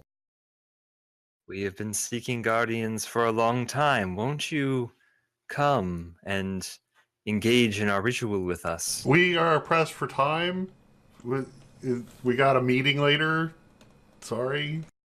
Yeah, how about this? You get in touch with the Guardians of Parna agent at the Temple of Revor who in Parna, set up a date, we'll come back, we'll have like a little spot of tea or something, and then we'll totally work this out. But we really have to go save you right now. Like, this is bad stuff. Parna, is that on the surface? Oh, no, it's kind of, well, It's about. Parts of it. It's just over there, past the big cavern on the other side, near the green thing. shh. I don't think you're helping. This Chad Underdark is silences. very large. We have been on the move for quite some time. Quite some time.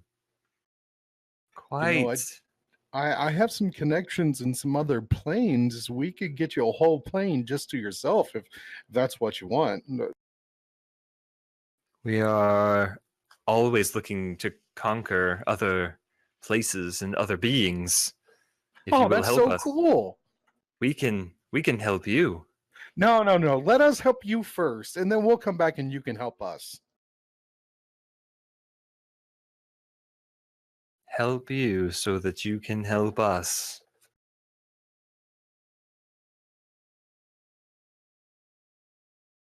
Let us go help you by saving you from such beast, so later we can come back and then you can help us. Help us help you help us. I'm glad we're seeing this all on the same mental page. But we really have to go. And I'm kind of like pulling on Chad, trying to go anywhere but here.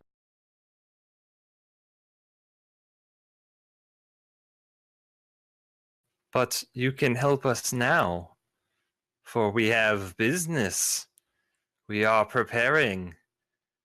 Come with us. I haven't eaten dinner yet. I'm a little, I'm a little gassy. I don't know if that's going to be good to be around you guys. And Ah. At this point, the 3 concentric circles break, and from the inner circle, one of the mind flayers brings you what seems to be a half-eaten head of some small creature with the brain still exposed, and it lifts it up to you in a non-threatening manner and simply extends it forward. Here, eat, be nourished. I take from my pack a pair of pants and I hand it back to him and I say, "Here, be clothed." Sorry, Zan.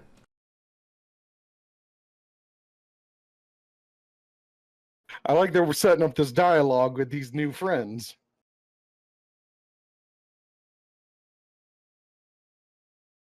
He hands you the skull and takes the pants and I holds them. I hold the skull and look for a way out. Wait. I got a better idea.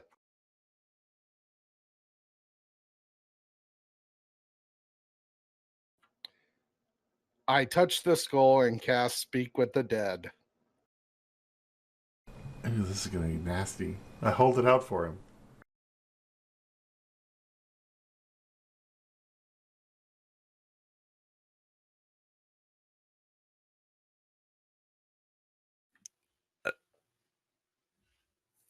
Boom wasn't prepared for that.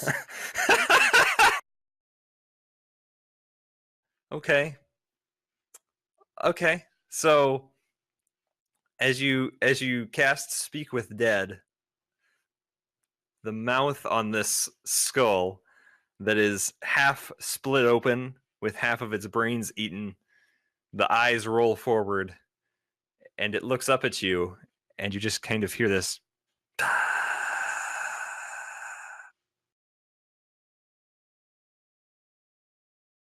How did you die? They found us and ate us. Who's they? These creatures here. Where were you hiding? We were at home in our colony. Where is that? Not far. Maybe 2 miles from here.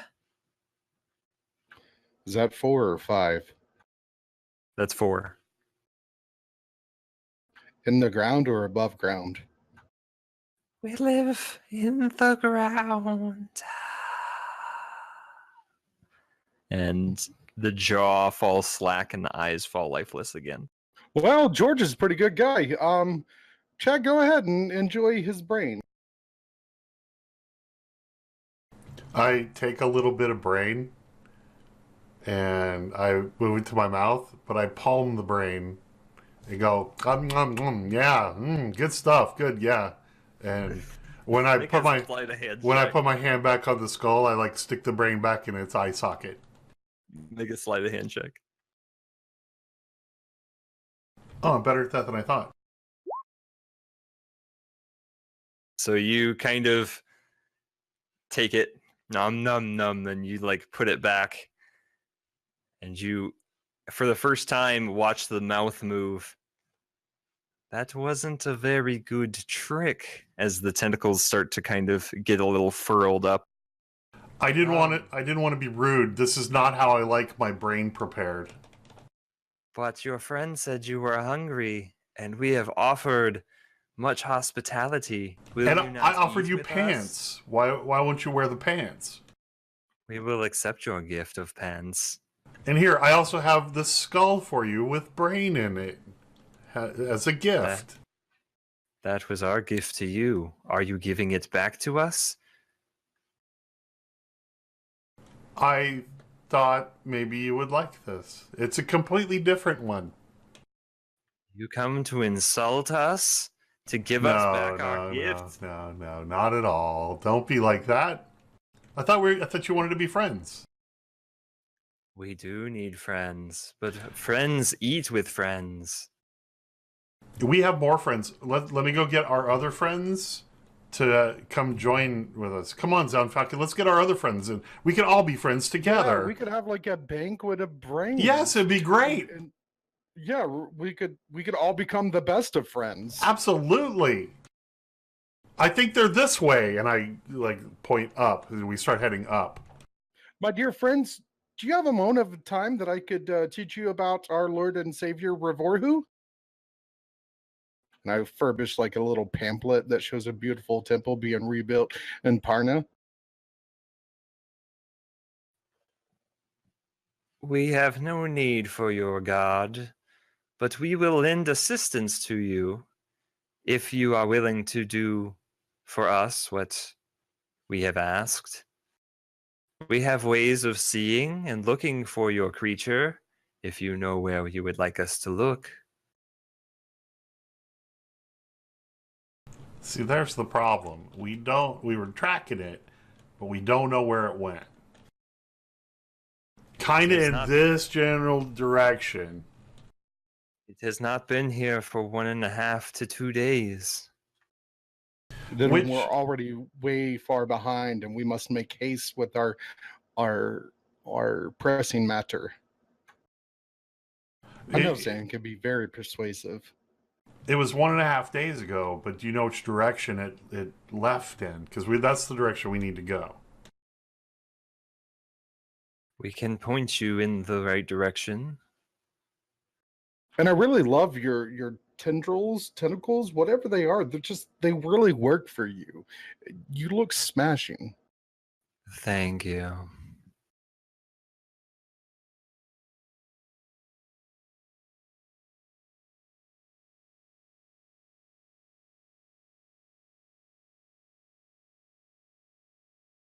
Your best bet would be to come through our tunnels, and we can send you on a clear path to the surface. Can I do what is it to insight? Can I insight this guy? Sure. I'm super bad at insight though.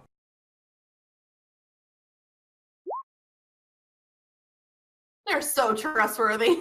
Pretty hard to tell. Sounds like they know of a quick way to the surface. You're not sure if this will lead you directly there. What do you think, Zan? Does he seem legit to you? No. Can Zan phone a friend? How would you like to phone a friend? I would like to call on Revorhu. Sure. What do you want from Revorhu? Help! They're gonna eat our brains! Help us! Help! Did that mentally or out loud? Oh, well, I mean, either way, they know already. But yeah, out loud. Okay. Are you? I need to roll a D100, don't I? I was good. Yeah. Yeah. All right, of all the times that this needs to work, this is the time.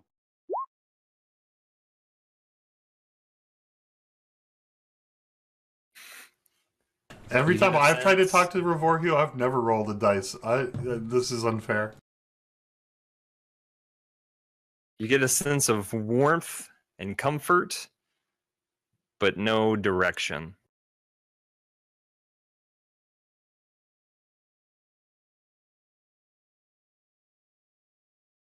I don't want to tussle with these guys at all, in any way, shape, or form. I want to be gone now. Me too.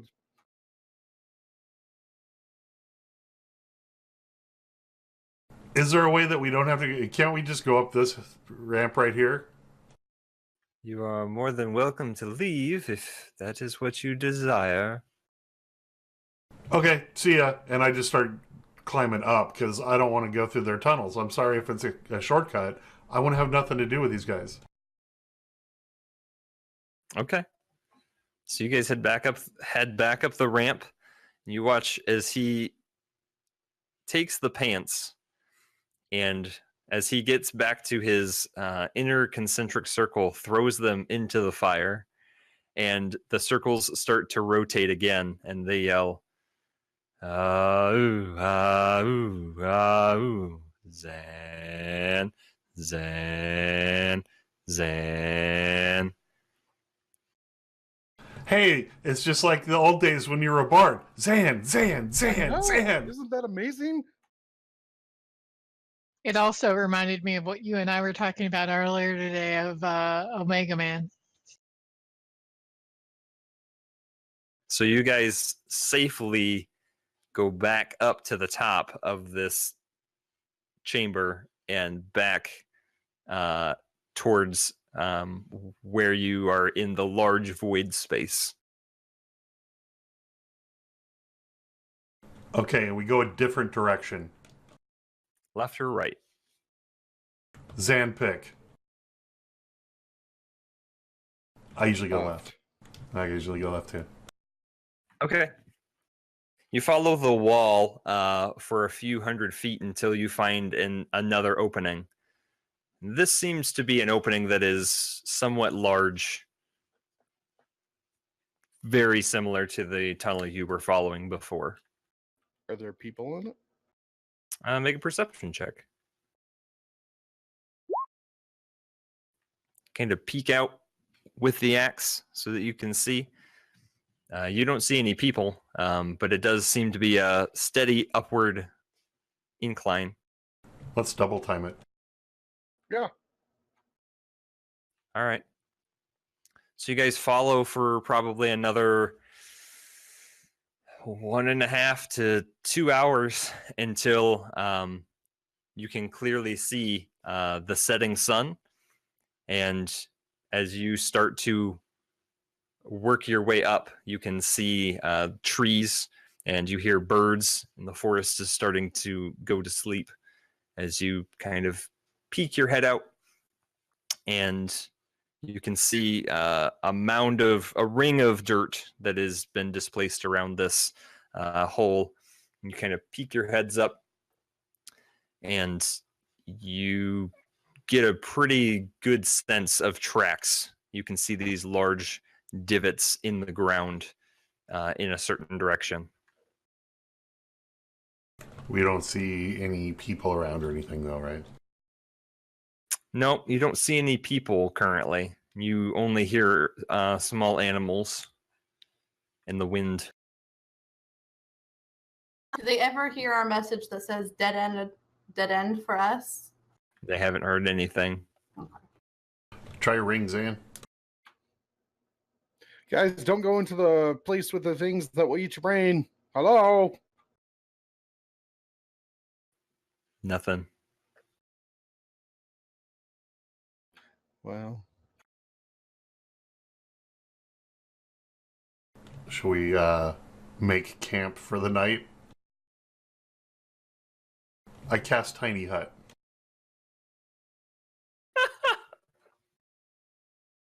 Wait, I can't do that at all. that would be good. That would be great. Zan's going to be really uncomfortable of staying right here in so close proximity of the guys that were in his head. Okay. So I would think that we all know that the rings aren't working because, for example, when Zen talked into the ring, well, no, actually, they wouldn't know. We would know, but they wouldn't know. So when we talked into the ring, it was who talked in the ring, me or Zines? It would have been you. All right. Then Zines's ring would have gone off for her, giving her my message, and it didn't. Well, hers didn't go off because her ring doesn't function when she's Earth Elemental. And then Chad doesn't have his on. I mean, So never mind. I guess we don't know that they're not working. If they wouldn't have worked just now when I said, when we popped up and we're like, okay, ours is a dead end, did I hear it go off on her? If you wanted her to get the message. Oh yeah, usually we reply all. We reply all, Yeah, usually Right, most we of the time. always reply all, because if you ever forget that one time, then people don't get it. So you always do reply all. Okay. Well, the rings are functioning. It's not that the rings aren't functioning. They're either not getting your message due to range or some else. other thing. Okay, But, so yeah. I did hear her message then. Yeah. So the rings are Okay, so functioning we don't know. perfectly. Okay, Yeah, so sorry. we don't know that we're not getting each other's messages. Right. Okay, Zan doesn't want to camp by the big gaping hole, so that's fine. I try to purchase somewhere up higher so I can look to see in the distance if I see campfires or, people camping out or earth elementals that are turning into humans, that kind of thing. Make a perception check.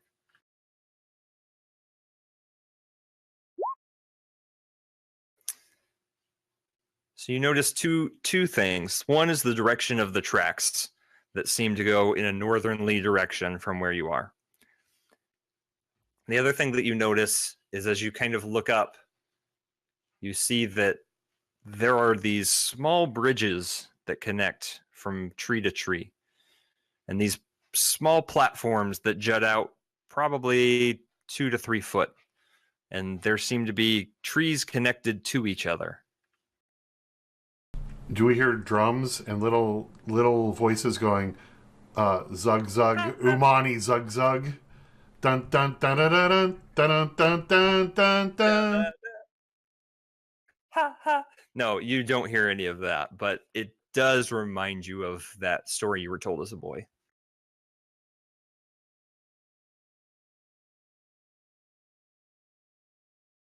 Does it look inhabited? Like You don't currently see anybody running across or any humanoids up there. But I don't get any sense that I see where my friends are. Right. You don't see your friends at all. You want to chill up in these trees with the bridges? Yes. Zan, as you've been around this part, you know that this is the very outskirts of Liln. That start with these small tree houses, and as you get closer, it will get. This probably connects one way or another. We could follow the trees into the city. But so the tracks are going away from Liln, yeah? Well, so you don't see the full town or city, but it looks like these rope bridges probably go parallel and concurrent with the tracks. It's not like they're not like two straight lines. It's not like you can just take them and go with the tracks, but you could probably go next to the tracks along with the tree bridges.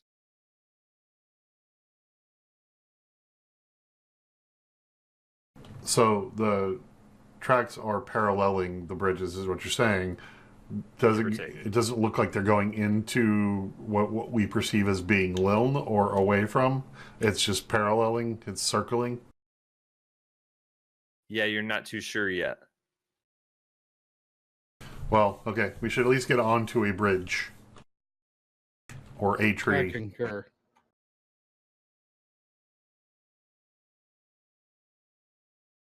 So do you climb the tree? Yes, of course. Yes, without incident.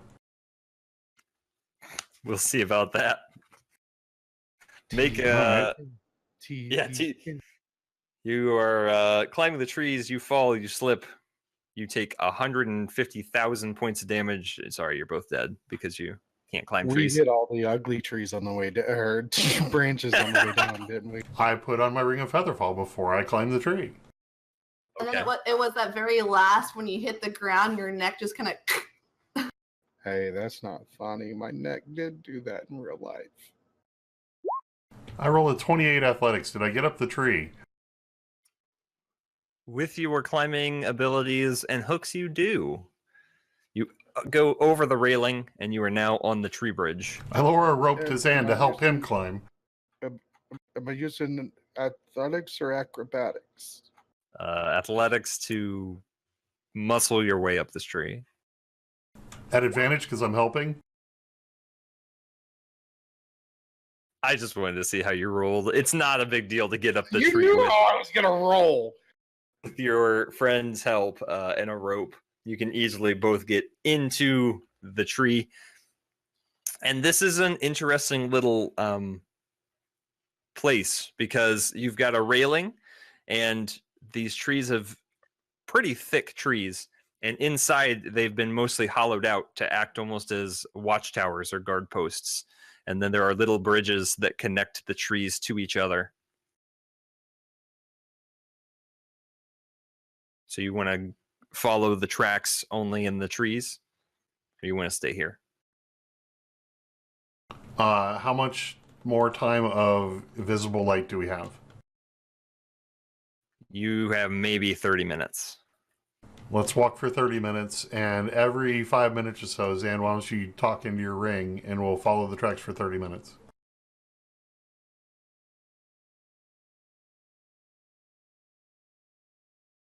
You good with that?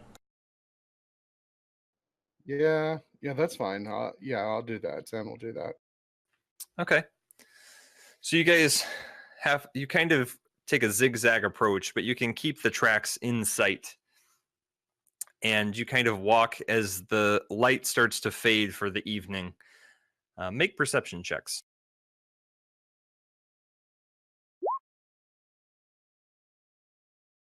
I'm not rolling like Chad today. So you walk for about 25 minutes and you don't see any creatures or any other humanoids, but you get to the city of Lilm.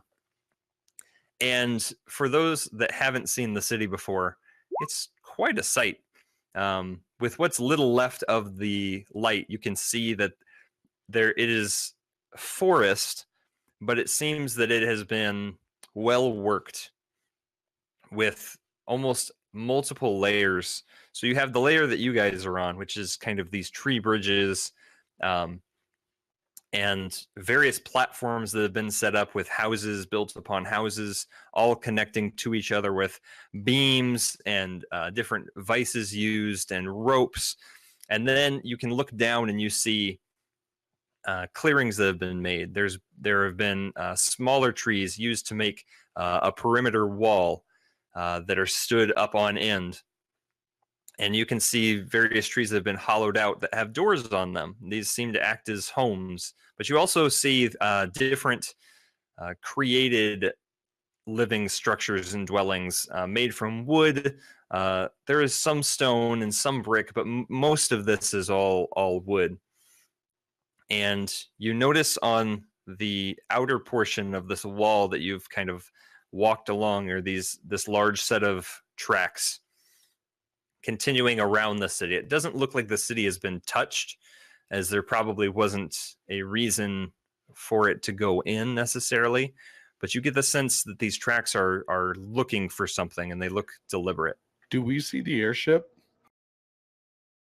So with your 23, you see two things. You do see the airship higher in the sky above the trees. It seems to be hovering. And the other thing that you see is you're standing in one of these tree watchtowers across the bridge, maybe 30 feet. You see on the outside of one of the trees a pattern that doesn't really look familiar. It doesn't look quite like a tree.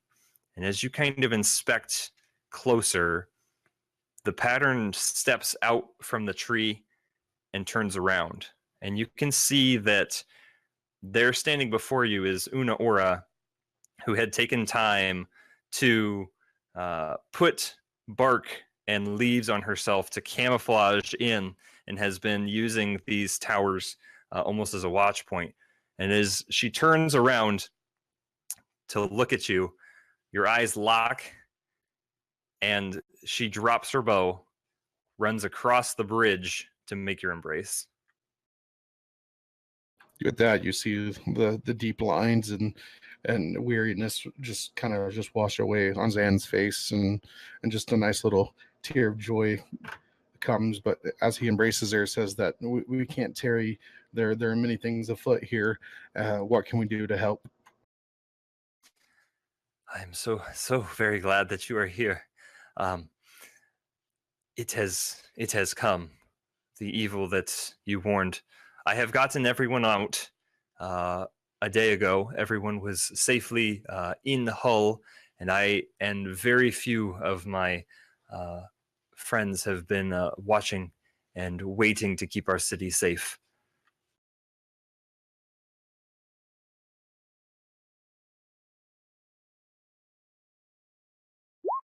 I use the command word on my axe to bring it down to half light. You're gonna start serenading us here in a moment. He's got that mood light setting. If you want song, I know the one song. It's an axe. It's, I don't know if that'll put you in the mood or not, but okay. Who's left in town? Do they need to be evacuated?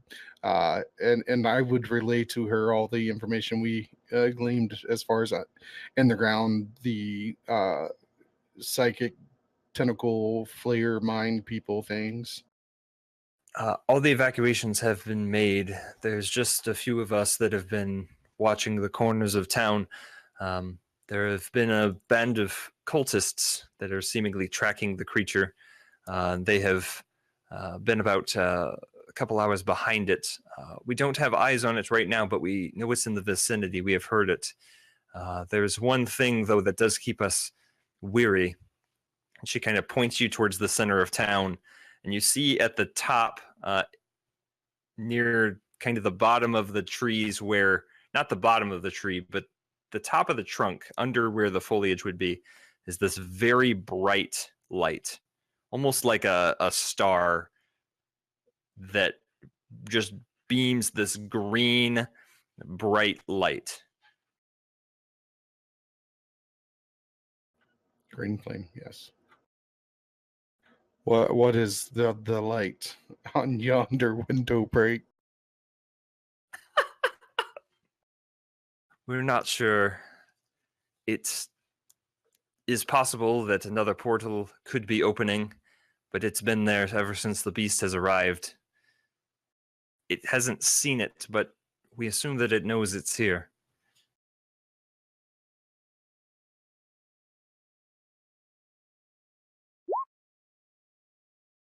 What do you want to do next? Well, we are glad that you are here to lend your help. Where are your friends? Two of them are still in the ground, and this is Chad. You've met Chad. Chad's good. Yes, I know Chad. Hello, Luna? Chad. Hey, did the airship help you guys at all? No, it did arrive, but no one has been down. We've had all the evacuations. We've been kind of staying out of sight, trying not to draw attention to ourselves. Okay, it was So, here to Pop. protect you a little bit. So Well, and I do appreciate that. The less we engage with the beast, probably is best, unless you all are here to kill it. I'm more That's- worried about the cultist and their worship of this beast and their what they're planning on doing.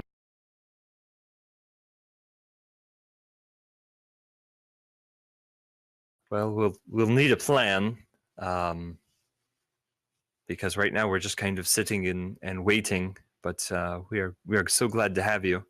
Well, I'm glad to be here. My good friend Chad over here, he just recently read a book, so I think he'd be really good at formulating a plan. So I'm going to have him do that. I'm using my new intelligence to come up with that idea. wasn't that kind of book, but okay. Okay. Step one, we need to get the airship back down here. So, Zan, we need you on the airship, possibly with me, and we need to find our friends. So we need to do some spiral circle patterns with the echolocation on our rings to find out where each other are, so we can all get back together. Because I don't feel as happy when all of us are apart.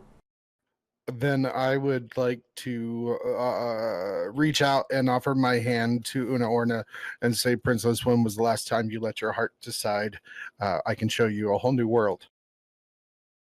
And if she wants, I can man her post to guard while you do that and find our friends and come back. Otherwise, I will go with you. Those that are left, a few of her friends that are left on guard, since she said they already evacuated the town, should come in the airship with us, so that in which we get to either the beast or our friends, we all have everybody together, and then we can assess the situation from that point. I'm totes good with that. That does sound like a good plan. Let us rally them. You kind of watch as she walks away for a second. Oh, I definitely watch as she walks away. Ooh, girl. She You're barking up. She's dressed like a tree. You're barking up the wrong tree right now. Oh gosh. She taps on the tree 3 times, and you hear from across the way, you hear various other responding taps. And within 10 minutes, you have a small militia of gnomes that has gathered near your post. There's probably only 6 of them, plus her and you two. She says, these are my people, the ones that were willing to fight. Okay, I motion for the airship to pick us up. You kind of motion. Nothing really happens. Zan, do you happen to have any kind of instruments or anything like a horn from your Zan before just- time? Zen casts Demology and just yells, "Hey, get down here, you slack ass!" Okay. You guys are going to have to come up with a better way of summoning this airship. But for now, It's not my airship. It's a learning process, and we hadn't had to do it till now, so we will. I guarantee Well, it. How about some kind of signal that I shine a bright light in front of and it casts this image of Chad up into the sky? You should just always have that on. Okay. I cast light and mending on things in my pack and create some kind of symbolism of Chad and I cast it an into the sky. axe. Does that help? It's an axe. Yeah, I grab his extra axe if he lets me touch it and shine. Yeah, cast light on my belly and I hold it in front of my belly and I shine it up to the sky. Does that work?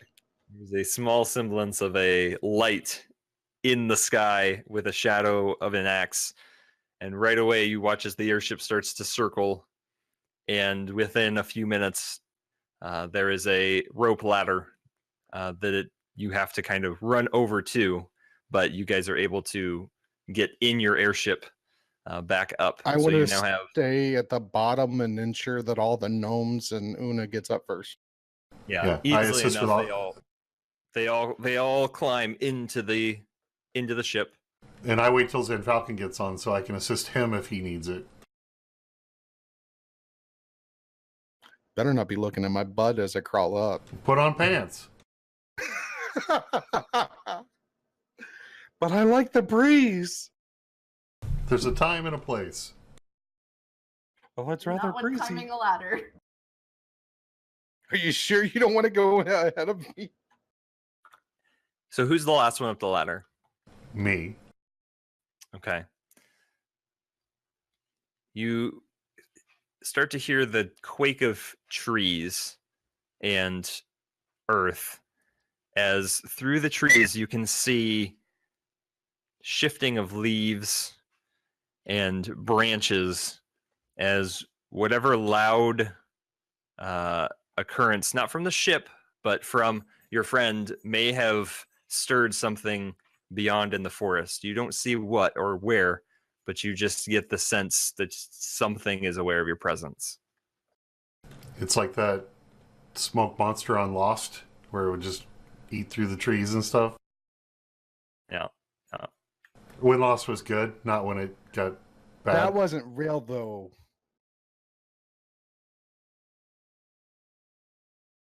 So you make your way up, and you guys are all on top of the ship. We're aware that we have awoken something. Yeah, I mean, Chad would probably tell you that you got the attention of something. All right, let's move higher up in the air and see if we can scout this thing out. Yeah, let's go up a little bit, and then I'll look at it. Why don't you try and contact again to see if we can get in contact with them, because we have moved a little bit. I will speak into the ring. Okay. What do you say? Friends, are you there? Can you hear me now? Can you hear me now? Good. There is no response from the ring.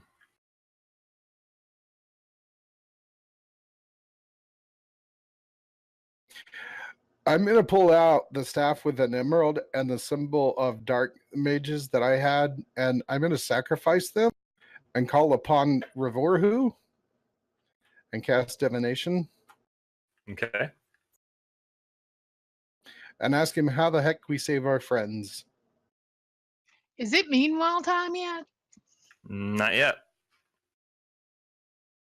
We're trying to find you. I swear we are. So what does divination do? I don't know. Okay, I'm looking at it. No, I'm just messing with you. So you're asking, how can you find your friends? Yeah, how can we save our friends?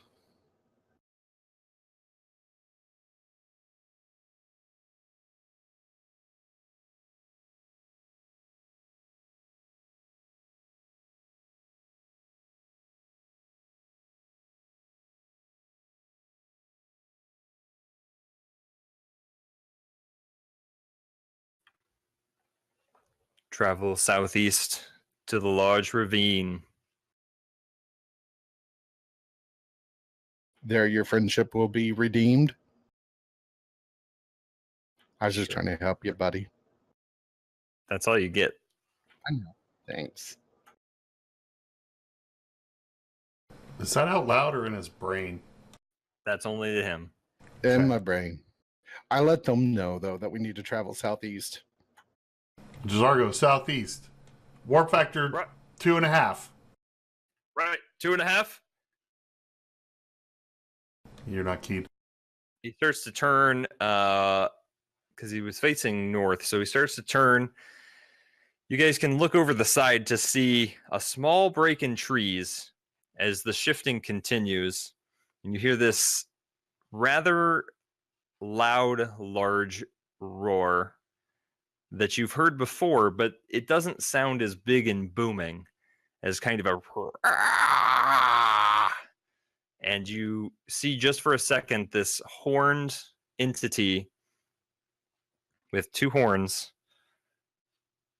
that has the smaller features but the same anatomy and look as the large Tarask in which you saw in the Plain of Beasts.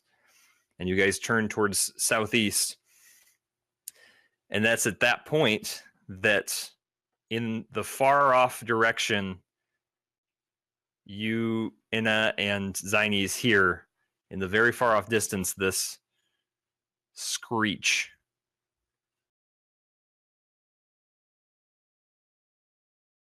Well, I think we know where we need to go.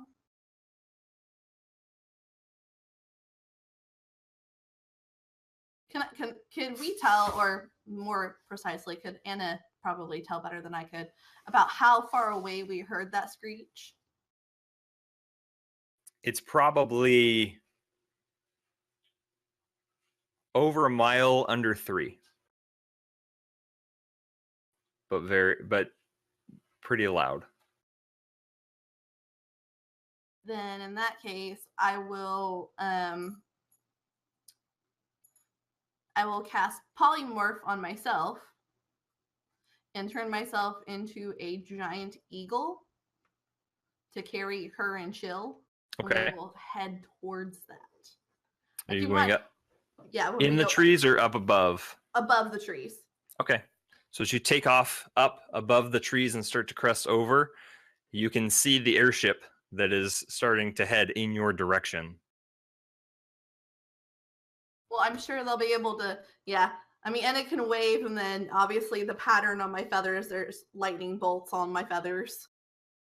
Yeah, so it doesn't take long, but you guys meet somewhat in the middle of your 2-mile radius, and as you're calling out for them, you can start to hear the messages coming from Zan Falcon.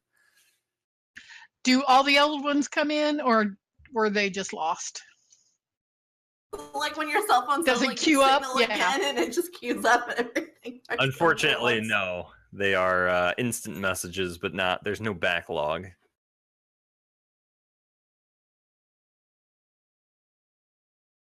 So, for brevity, you guys find yourself on the deck of the airship with Una Ora, her gnome friends, Chad and Zan Falcon. I lower a rope and pull them up. There's a ladder there if they would rather go that way, but I offer them both through. And I also lower the chill escalator. Well, they land. Oh, I missed that. Bird. So I bird, so they I land. got distracted. On the deck. I got distracted and missed that part. Sorry.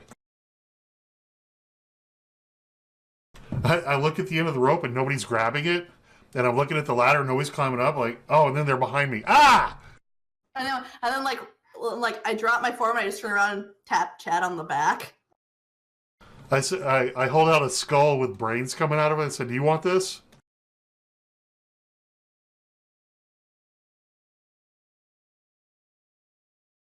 No? All right, and I toss it over the side.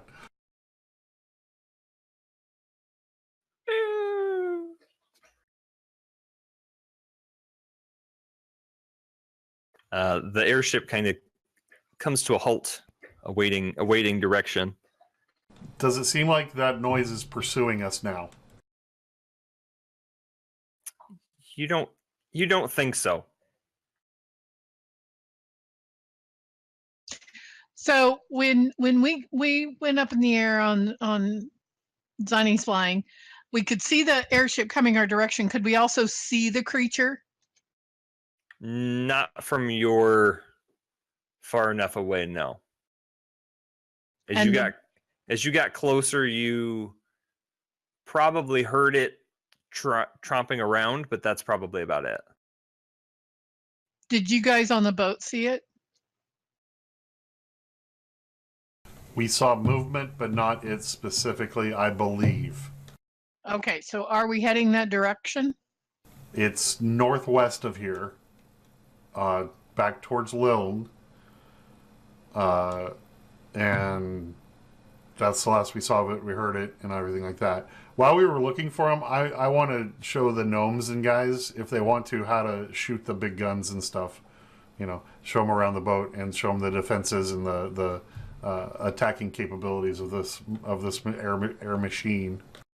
Okay, probably takes about 3 gnomes to successfully shoot one of the big ballistas or guns, but they could do it. How about the loading of the guns? Because they could assist with that with the guys that actually fire the guns that are on the crew. Yes, they can help with. They could help with that. I'm just giving them options in battle. So the 3 of them can probably lift one of the bolts, and there's enough there to make it functional. Well, it's nighttime. Do we want to go after this thing now? At this point of day. Do we need to try to attack this thing in the morning after people have slept? Okay. I think it would be. Well, hang on. Well, Did you guys fill us in? Go ahead. Did you guys fill us in on everything you knew? So do I know about the portal now? We tell you everything that we experienced in brief, Chad-like terms. So we should at least have someone keeping an eye on the portal to make sure it's not going through. What I was going to say is, since we know they saw the beast, they saw where it was going, we have a sentry on the board that we just kind of keep following it for now, but as we prepare up here. We go way up.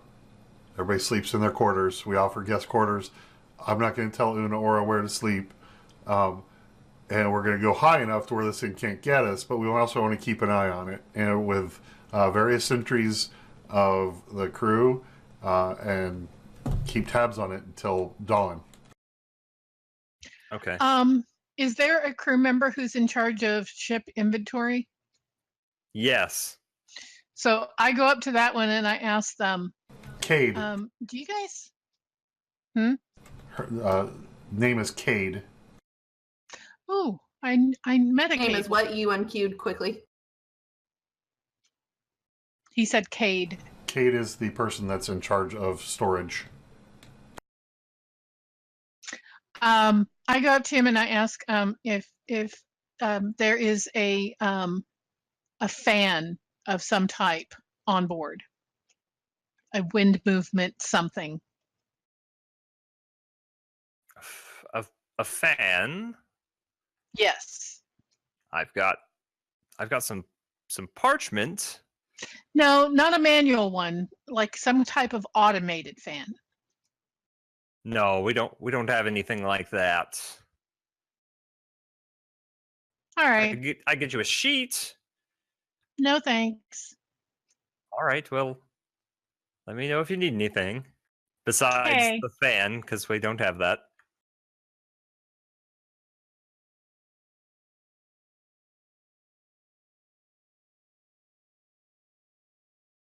So, who are you putting on sentry first? One of the people on the boat, so that we all can Are the We all twins get our are rest. Uri and Guri, are they human? No, they are gnomes. I'm gonna have them take turns. Okay. Well, what if we fall asleep, Chad? Take turns. Okay. But what if we can't see anything? Are Then there no lights underneath the airship? Nothing that can shine lights down underneath them? Not really. That's a major design flaw. I don't know that Chad would have an airship that didn't light up. I mean, I would think that, lights that say Guardians of Parna or something. Well, I think what he means is more like a spotlight thing, like in a police helicopter. Yeah, but I think in lieu of a spotlight, I'm pretty sure Chad would have requested some kind of. Uri and Guri, you see well in the dark, right? Well, up to about 60 feet. Yeah. All right. Well, Just tie a rope down around them and drop them over the edge, and just lower, slower. when you better get down on the ladder. Jerk on the rope. When you better get down on the ladder. Oh, you could test out the chill lowering device and just hang out in the hammock there. Use a spyglass. Do we need to feed something to the creature like when a frog eats a firefly? What, a gnome? We're fishing. Gnome fishing. I don't think Una Aura would like us to sacrifice our friends or snackerfice our friends either. No, I'm just going to say do your best. Okay. And then I'm going to bed. Okay. Is there anything you guys would like to accomplish during the evening? Oh, yeah. Oh, yeah. There's some things I need to do before we get to the. Well, make the sure scene. it takes 18 minutes. 18 minutes is our goal here. No, I want to take a couple wooden bowls out of my pack, and I want to use primal savagery to just grow out my claws, and kind of, I want to like basically scratch a hole in the bowl big enough to fit my star rubies inside of it. Okay. And I want to do that to 2 of my bowls. All right. And that's what I'm doing. You're making ruby encrusted bowls for something? Yes, I am.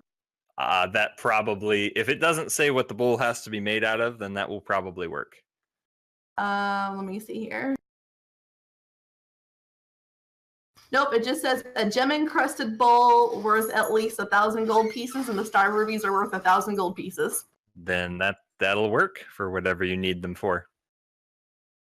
That's what I will do. And then once those are completed, if there's still time, I will work on myself. Okay.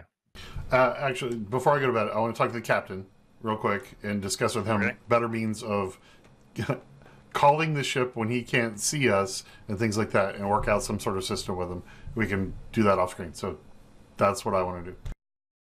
Okay. You work out how to call the ship when you are on the ground, because you've learned they can't see or hear you. Okay. Then Zan Falcon. Gosh, Zan Falcon. Is there anything that needs to be discussed with what? Oh my gosh. Am I old enough to hear this? Because I will take my headset off. You're probably not old enough to hear this. I mean, it's not like I'm going to last more than just a couple seconds. I'm telling you what I need. Anyways.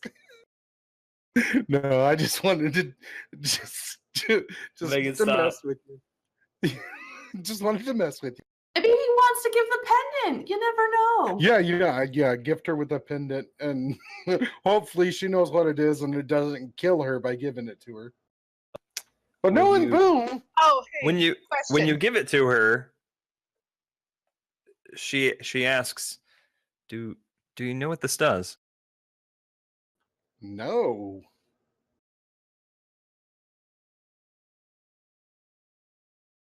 When you say no and shake your head up and down, does that mean you do know what it does? Yes.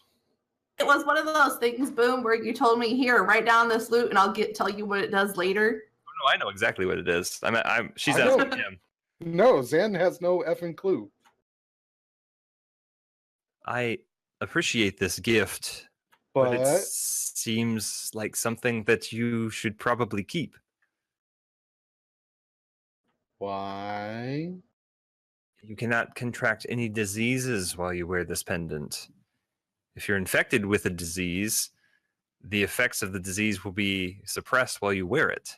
Well, And I then would much let's rather let go you in have my it than me. room and test it out. Before you go to your room,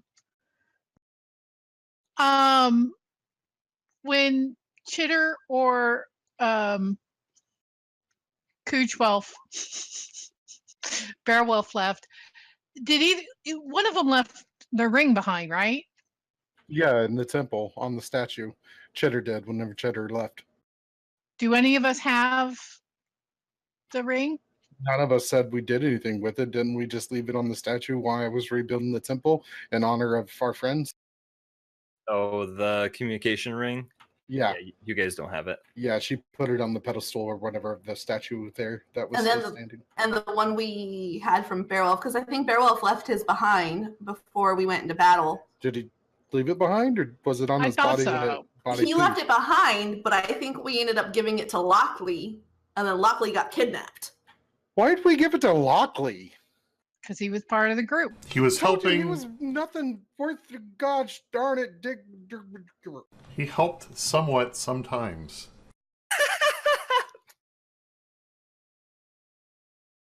He was All right, about as never mind. helpful as Beowulf. No, I'm just kidding.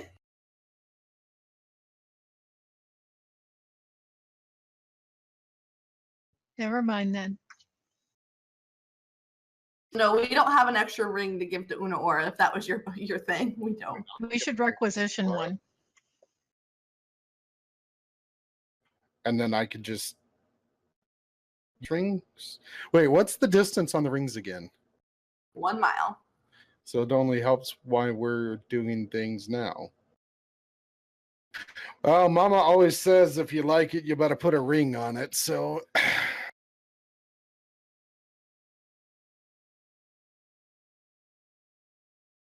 So Is that getting down on one knee? no, I don't know what you guys are talking about. I'm just saying. So you don't like it then? No, I just don't know if my God allows me to marry while I'm in his service. I hope I'm not married to Revorhu because that guy's a jerk. He's let my whole family die. I'm kind of afraid to love Una Aura and give her a ring. Like, Una Aura, I know you want me to have that necklace, and I would love to give you my ring, but if I love you, you're going to die. do you still give her the pendant? Yeah. Oh yeah. Tell her that whenever I respectfully hand it back towards her and say, trust me, I want to protect the things in this world that I care about and that you may need it more than me. And then I vomit over the side of the airship because I'm seasick. Okay. Cut to black.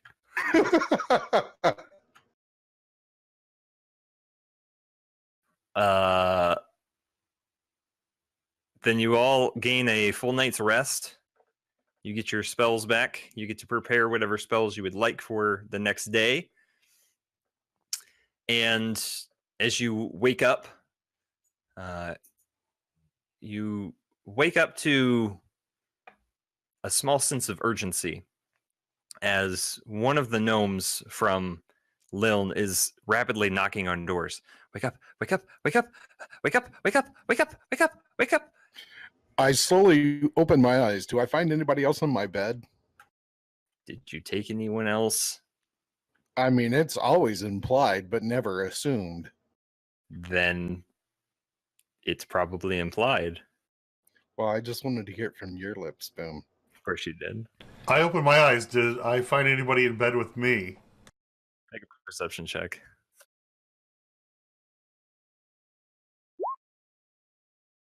No, there's no one in your bed. Okay. What if Chad woke up and I'm in Chad's bed and like the gnomes and Unora's in my bed? We're just spooning. I hug Zan and say 5 more minutes. Yes. Oh my So you just thought it was going to get awkward with Unora. We don't even need her to make this go awkward. It's not awkward. I don't know. The dog didn't like it. Chill didn't like it at all. I go out and open the door and go up on the deck. Is what Chad does. You make your way to the deck to the side of the boat. You Ship. see the ship. During the course of the evening, there has been no movement of trees, no sightings of the beast. But you now do see that the bright light that you saw in the middle of Liln is brighter. And you can see through the trees just this piercing green light. That's not supposed to be there.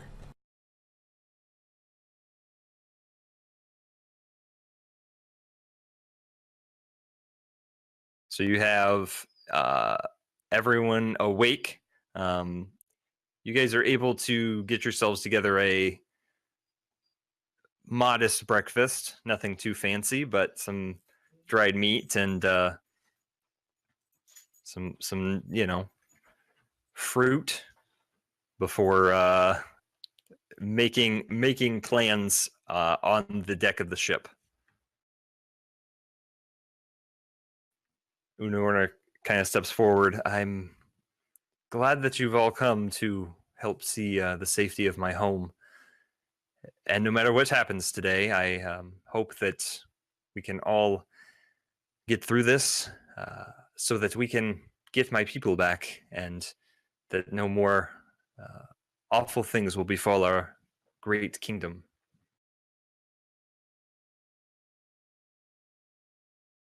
Yep.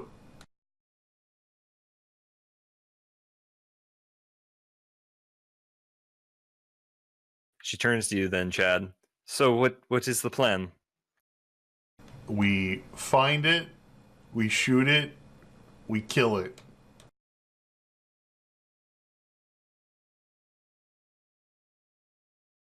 That's kind of the plan for most of the things we do, and it's turned out pretty good. Do we go into the investigate the light possible portal?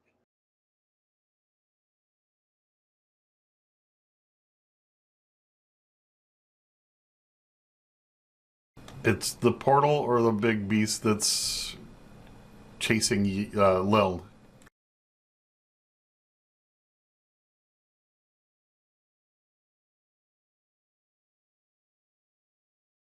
Well, we know the big beast is what we were tasked to kill, essentially, to sever that connection between it and its mother. We really got to put a stop to these portals, but I think our immediate task is the immediate threat, which is the Tarask.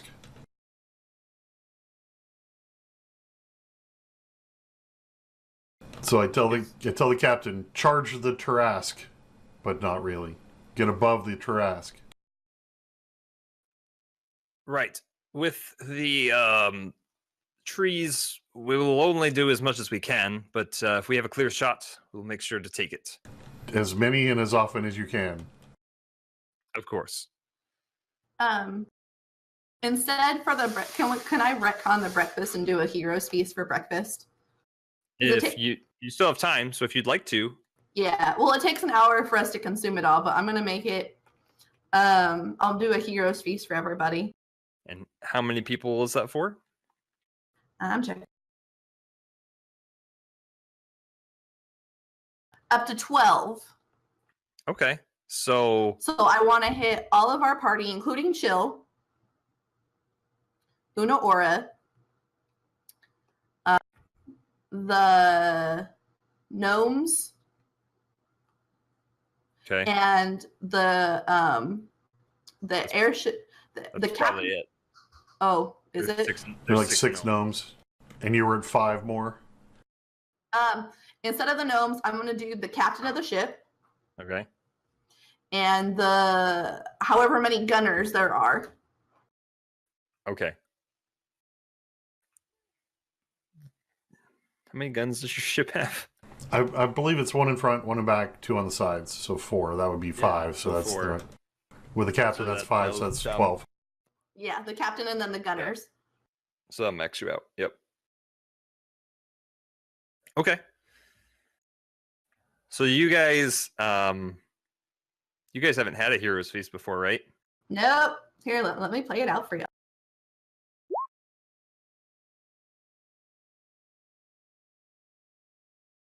So as the casting of this spell starts with this wooden bowl that has been encrusted with gems by Zines, you watch as all this great food and drink appears, and you guys are able to all partake and eat and drink, and it takes you at least an hour, but you now are cured of all diseases and poison. You are immune to poison. You're immune to being frightened, and all your wisdom saving throws will be with advantage. You also get 12. Oh, you don't roll it, Cass. It's just me. I roll it for everybody. Gotcha. Never mind. Yeah, you'll get 12 temporary hit points, and all those effects will last you. They're not temporary? Nope. What are they? It increases your maximum Oh, by look 12, at that. and you heal up to that full maximum. Look at that. So everybody's hit points are increased by 12 for the next 24 hours. I think the easier way to do that is just make them temporary, though, right? The only problem is if you lose them and you heal up, you do get them back. So you just have to figure out how you want to do that. So make a note of what you're at now, and for the next day you'd be at 12 more, or however you want to do it. Zan is completely like dumbfounded because he doesn't realize what it's like to have hit points that have 3 digits. Oh, did I clear you to the 3 digits? Yeah, I'm like at 106 now. Woo! Still going to die. Oh yeah. Yeah, I was trying to figure out the whole game. I was trying to figure out. I was like, oh crap! I didn't buy a gem encrusted ball. How am I going to get a gem encrusted ball? And I was like, wait, I've got these star rubies that are worth 1,000 gold pieces. Let's just shove them in a ball.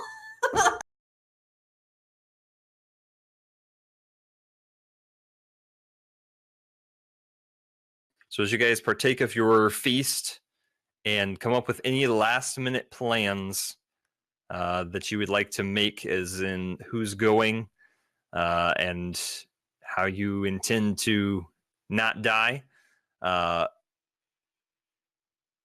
Chad, you get a message in your head. Hello, this is Octeth. Do you have any plans as to when you will be approaching the beast? Are you even close?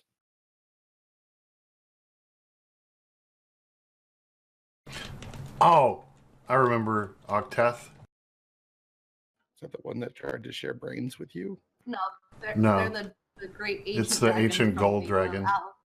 The Alloyed Alliance. I say back in my mind, I guess that's the way we're communicating now with everyone. We're setting a course for it right now.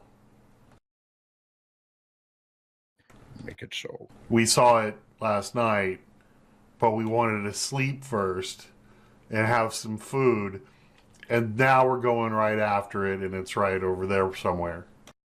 I said it all in my mind. And do you plan But he moves his hands while he's talking. Yeah. So his lips aren't moving or anything, but his head's moving and his hands are moving. And do you have a strategy. Do you plan to kill it, or were you looking to bring it over to our plane? Because we're going to need to coordinate. We will have limited time. If you manage to kill it, to put our plan in motion to sleep the larger one. There's that big green portal. We could lure it in there. And I think that's probably the plane that we need to bring it into. We could dangle gnomes and all the way along until we run out of gnomes.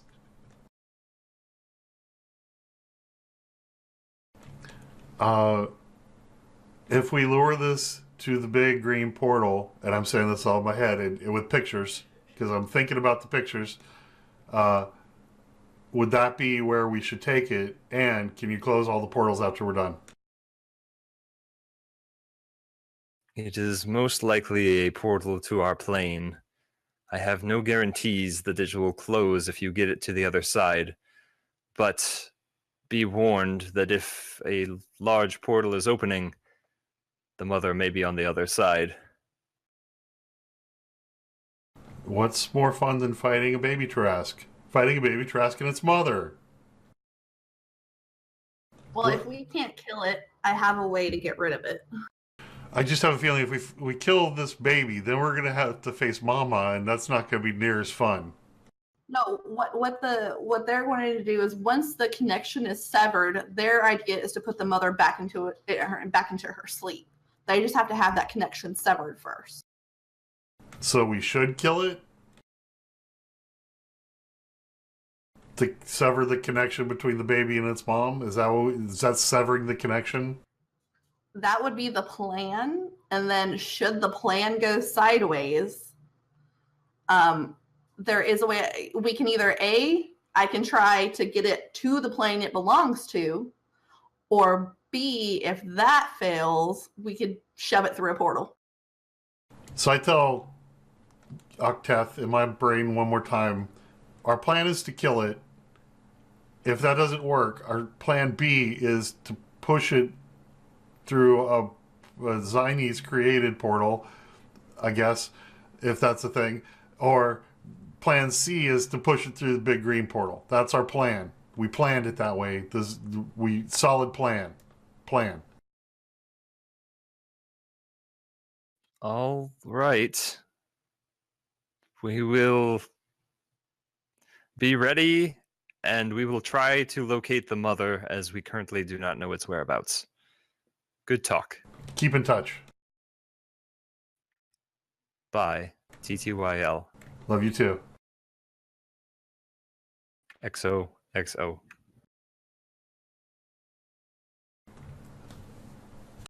I keep my mic for that.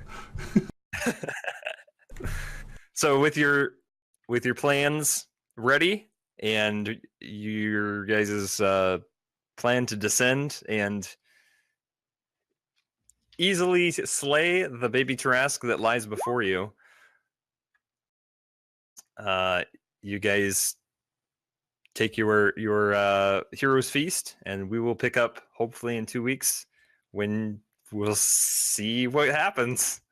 Thank you guys for watching so much, and follow us on Twitter at OTTDND and the YouTubes to see what's going to keep on happening. We'll keep you updated as we can. Thanks for watching, and We're all we'll gonna see you die. soon. Oh, I'm gonna miss you.